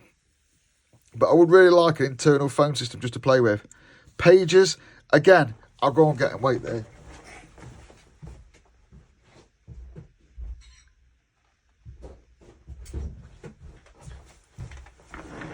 There's my first pager. There's my first mobile phone. So I got the pager, then I got rid of that, got the mobile phone to go and work far off. But that is that. That is that one, look. That is the mini call there. 70 quid. Didn't seem bad back in the day. All your telephone accessories, as in your plug ports, because obviously it's popular to put your own extensions in. Put one in your mum and dad's room. Put one in your room so your sister could sit there chatting away to her friends talking shit. All your leather cases, that's probably for a 5110 which does not record it. A telephone conversation recorder, which is 150 quid, £199. Still not that hard to achieve now, to be honest, to record a phone call if you want to. Hands-free fitting kits for your car. Intercoms. See, I was always obsessed with these, like people, so I know some people that have these intercoms around the house, 4 or 5 of them around the house. I always used to think, that's quite pimp. Obviously now, it's literally cheaper to ring your wife upstairs on the mobile phone. And then we've got some, what are they? Slaves to, oh, they're more intercoms, look, and handsets and intercoms. So yeah, if you had a big pimping ass, you'd wire it with your 10-way twisted pair, you'd have intercoms over in, I guess you could dial like the garage or the servants or whatever. So yeah, a little flashback into phones there. Test and measurement. I suspect we're going to see some antique gear in here. Some old CRT oscilloscopes and stuff that I couldn't afford back in the day. That I really, really wanted, that only at this age now I've started to get my hands on. My first multimeter came from Maplin. It wasn't one of them ones though. I can't remember which one it was, but my first multimeter came from Maplin, but there's other multimeters we could get. And a lot of these multimeters, it's that one. That's it. That one was my first multimeter. I don't know where it's gone. There's a stage of my life where I looked up for an when I was young. That was kicking around in my garage for years. I probably gave it away to someone. But you know what I mean? It's the kind of thing I wish I kept now, but that was my first multimeter. And I had it for years and years and years. It was in my electrician's toolkit all the way through my apprenticeship and all the way into my 30s before I probably went fuck it off, which is what I did with a lot of stuff, and then I rebought it. But yeah, that's the first one I had, that M215. I might have a look for them on eBay. Don't know what brand they are. Doesn't say, but anyway. These were obviously the better ones because they were white. A hobby multimeter, look. I've got one of them. There's literally one on the shelf here. Badged up as Robin. All these analogue ones. I still like to use an analogue multimeter now. A Tektronix. So you're getting into the decent pimping ones. Pocket multimeters. I still don't own one of them. I quite like one. Then your Flukes. That scope meter 123. I've got one of those at home, but it's a 43B, which does that and other stuff. I've actually owned one of those. It's in the back shot of my videos when I'm in the garage. I bought it second hand. That was 1,057 quid then, so you can imagine I couldn't afford one. I've got the actual scope one with the power analyzer bought in. The first single phase power analyzer I've ever bought. A Fluke 12B. I'm still after one of those now. They were 95 quid back in the day, and they are like retro cool if you're into electronics. If you've got one of them on your bench, you're rocking it, mate. You're retro electronics and that. I never even at this stage know what a clamp meter was. The Fluke 73, 74, 75, 77. I'd love to collect all the old Flukes, but it would be expensive because they are sought after instruments. Infrared test probes. A true RMS benchtop multimeter. What would that cost back in the day than that bad boy? Oh yeah, a 1906 computer multimeter would cost you 700 quid. Loads of test probes. All the test probes around at this time are wank, not GS38 compliant, and they were just shit from Maplin.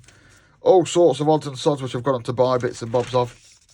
Oscilloscopes, again, these are all CRT ones. I don't know that much about oscilloscopes, but I'll just show you through it so it's there. An oscilloscope's going to cost you, 100 millimeters oscilloscope's going to cost you best part of £1,000. More oscilloscopes, again. One of my great things I want to do is sit down and learn to use my oscilloscope properly. Because I've done a video recently about encoders and have to get someone from the SK to do it for me. Now, there's an oscilloscope. It's not a CRT, it's a digital screen. That looks very much like the one I've got. That was 1,200 quid. Mine cost me 300 nowadays. So you can see how the electronics has become much cheaper because of China.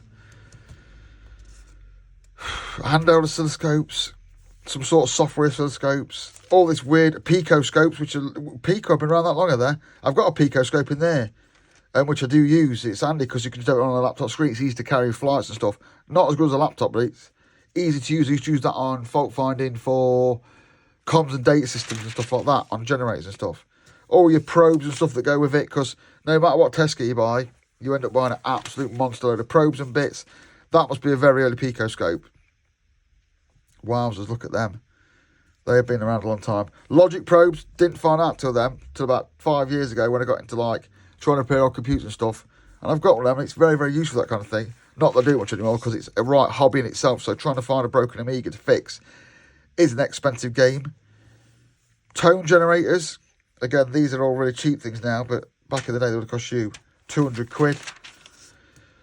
Transistor tester, LCR bridge, a resistance box. There's 3 of them at a place I work for. A resistance box, a capacitors box, they all got thrown in the bin, and I didn't take them out. And now I'm literally worth a fucking fortune now. They're 107 quid down. They're about that now for a good one. There's a load of good ones that got thrown in the bin at a cement works I worked at. They just threw a load of old Tesco in the bin because they had loads of stuff like from this. Just threw it all in the bin. And I didn't fucking think to take it because I was probably in the stage where I'd come out of my apprenticeship, didn't care too much before I got back into being an engineer. Like, got into it proper like I am now.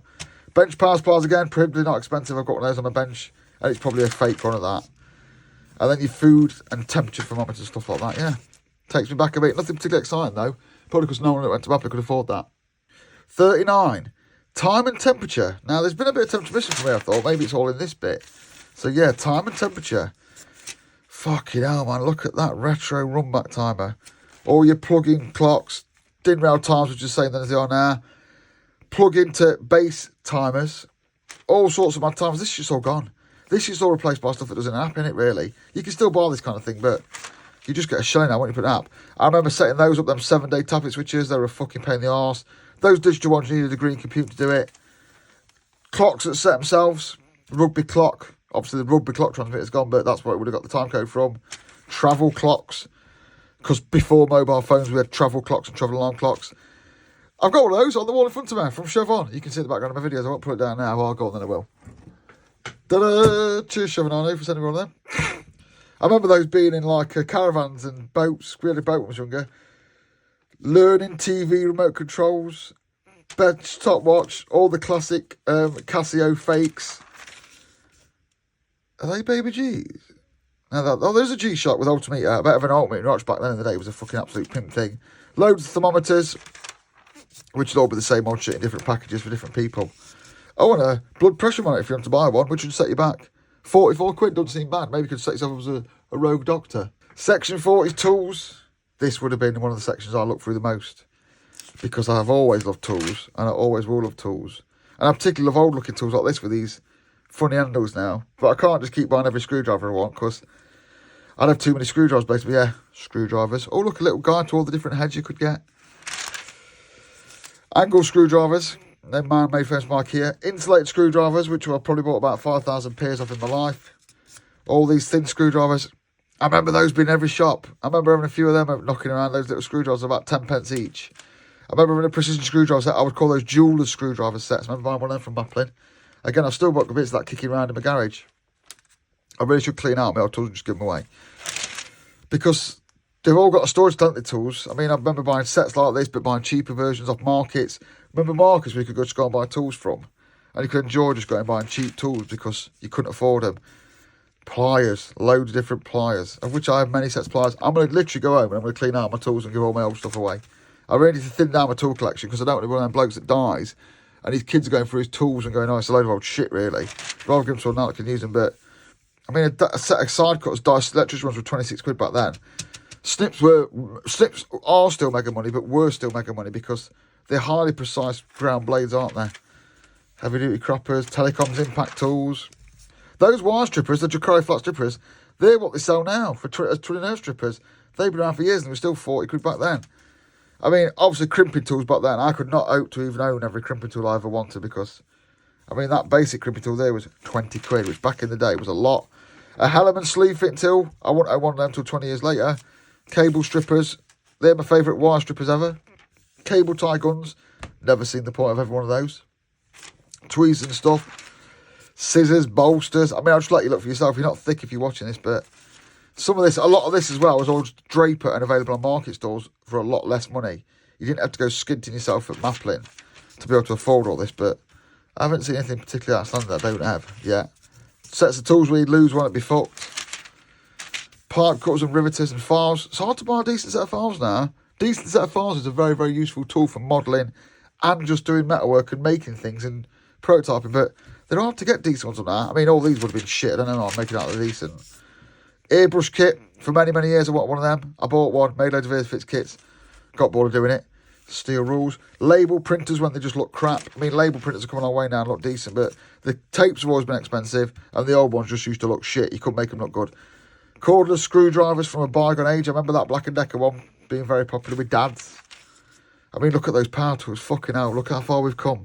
I mean, buying a corded tool's just not a thing you're going to do now, is it? Miniature drill sets. Trick with them is, if you buy them off Amazon, is they're always from PCB manufacturers and they use them till they get too short for their machines, resharpen them and sell them in those sets. So that was just a way of getting rid of crap that no one wanted. Drills. I bet they're all shit out Maplin, to be fair. Those jigsaw blades would have been shit. Don't get me wrong, I've got a lot of soft spot for Maplin, but they did half sell some shit. And back in the day, like before 3D printing, if you wanted to make models and stuff like that, you had to go and buy things like this, pin drills, vice stands, and all the shit for this. It was hard to make models. You're doing a lot of filing, a lot of drilling. And you couldn't use big tools because the stuff would just fall apart. Micro precision circular saw. If I had my money, if I won the lottery, I'd have a massive workshop. I'd have a room there dedicated to making miniature model things and have all this shit. These are all still available, but Minicraft it was all called, yeah. I mean, if you bought the old set of Minicraft stuff, you was in for a lot of money because that drill stand there is 140 quid back in 1996. So yeah, it's still, oh look, little bolt, bench sander, 44 quid, expensive then, you know what I mean? Making models is expensive, still is expensive. That's why CAD developed, because making models for stuff to demonstrate it was hugely expensive. Welders, Clarkey, they just rebrand them, wouldn't they? They weren't going to go another range of welders, but Machine Mart is a catalogue to look at its own. It'd be nice to get a Machine Mart catalogue from 1996. Component form machines, PCB, all your PCB tools again. Dustbusters, every door in the 90s, every one of them, but every garage door in the 90s had a dustbuster on it. Safety block. There's your volt stick, but it's massive. Just brushes and vices. Look at that geezer. Is that ledger approved? Gloves, magnets. Yeah, nothing particularly exciting there. I was a bit disappointed in that section, but never mind. Little throwback to 1996 away. Here we are at transformers, ferrets, inductors, coils and motors. Not going to be very exciting, just ferrite coils, ferrite rod aerial, RF coils, just components now, bobbin inductors, I remember those being everything, them sub-miniature IF transformers. I think they were in loads of stuff when we used to use SCART and video signals, but that's all gone because it's all HDMI. Chokes. Series pulse transformers, got no fucking idea what that is. Mains transformers. Auto transformers, man. Fucking hell, they were dangerous bits of kit. Probably been replaced by power supplies now. They were in like fruit machines and low-cost applications, and they were hard to test, a bit dangerous, I seem to remember. I can't remember, but all your transformers, stereo transformers for 100-volt line, miniature audio transformers for putting your 100-volt line down to speak things and stuff like that. All random transformers, all still available now. Transformer technology has not moved on a lot. It is classic technology that's not going anywhere and being the same. A Variac, which I've got one in front of me here, as you know, for watching videos. Always wanted one, got one here, used it for a video, used it twice since, but just a nice to have when you can afford it nowadays.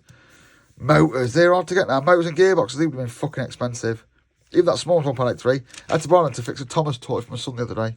Stepper motors and that. Stepper motor kit, which was 30 quid. You get them now off eBay for like 5 pence or something stupid like that. gear sets, rack pins, again, all prototyping and model making stuff. Servos and that, I think I'll cover that out elsewhere. But yeah, this stuff would probably be hard to get now. I don't know where you get this from now. You probably have to get it off eBay. You probably can look at... It's good to have one of these catalogs, because if you want stuff like this for making models and stuff, you can look at what it was called in if you sold it. Buy it on eBay or AliExpress now. Motors for your things. Is that it? We're at the end, hang on. That's it. I've completed the sections. Then you had all the ordering information. You could apply for a credit account. You had a guide to good soldering. Obviously, you've got that now. Go on, Big Clive. Maplin guide to home security. Maplin guide to upgrading PCs. Maplin guide to getting online. Shows you how old that is, doesn't it? Look at the hard drive, Jesus. Getting online still. Order code indexes, which I'll just flick through. It's a load of shite. No one wants to see that. An index of all your bits and bobs, which I would have well thumbed through. Your money off vouchers.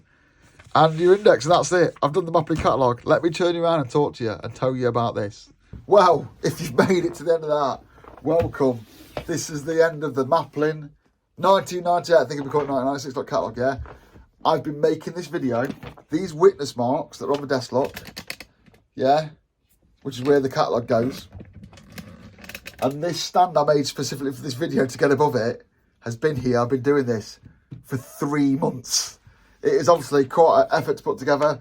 It's a little experiment one. It was just to put a record of this online. I'm sure if you watch that on a big enough screen, you'll be able to zoom in on some stuff and see it. It was to put a record of it online so you ain't going to spend them like I did. And it's also a little experiment for me putting together a huge video because it's something I've not done before. It's almost 2 hours long in the edit at the minute. I think it'll be almost 3 hours long. The reason I put it together was because I thought I'd have a dabble at putting together a large video. And rather than do something really important like with loads and loads of bits, I won't ever make a video this long again unless I've done the catalogue. But rather than do a something important that I didn't want to fuck up, it was easy to do the Maplin catalogue. And even now, if I missed a section, I can lay it back on here and reshoot it. So I won't take these witness marks off that and I'll just leave that there. That'll be tucked away like that in videos for a while, just in case I missed anything. I've been putting this video together as edit it, but now I've got to sit there and I've got to watch it.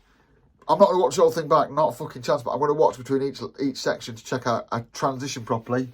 But yeah, if you've watched this till the end, fair play to you. I hope it brought back some good memories of 1998 in the Maplin catalogue. And guess what? If it goes well, I've also got, there's all the money that came out of it. I've got the 2000 and, oh, they didn't used to put, 2007, 2008 one here. In case I feel like doing a few years later, like what happened later. And I also acquired myself the 1993 Maplin catalogue to go back in time. I might do that. I've just enjoyed it. I enjoy looking at old stuff like that. And rather than just enjoy it my own, I've documented. So I'm going to put the Maplin catalogues there like that. If you like this, say hi. And if you want to see the 1993 one and the 2007 one, I'll maybe do them at a later date because this video is ginormous. Thank you for watching. See you later.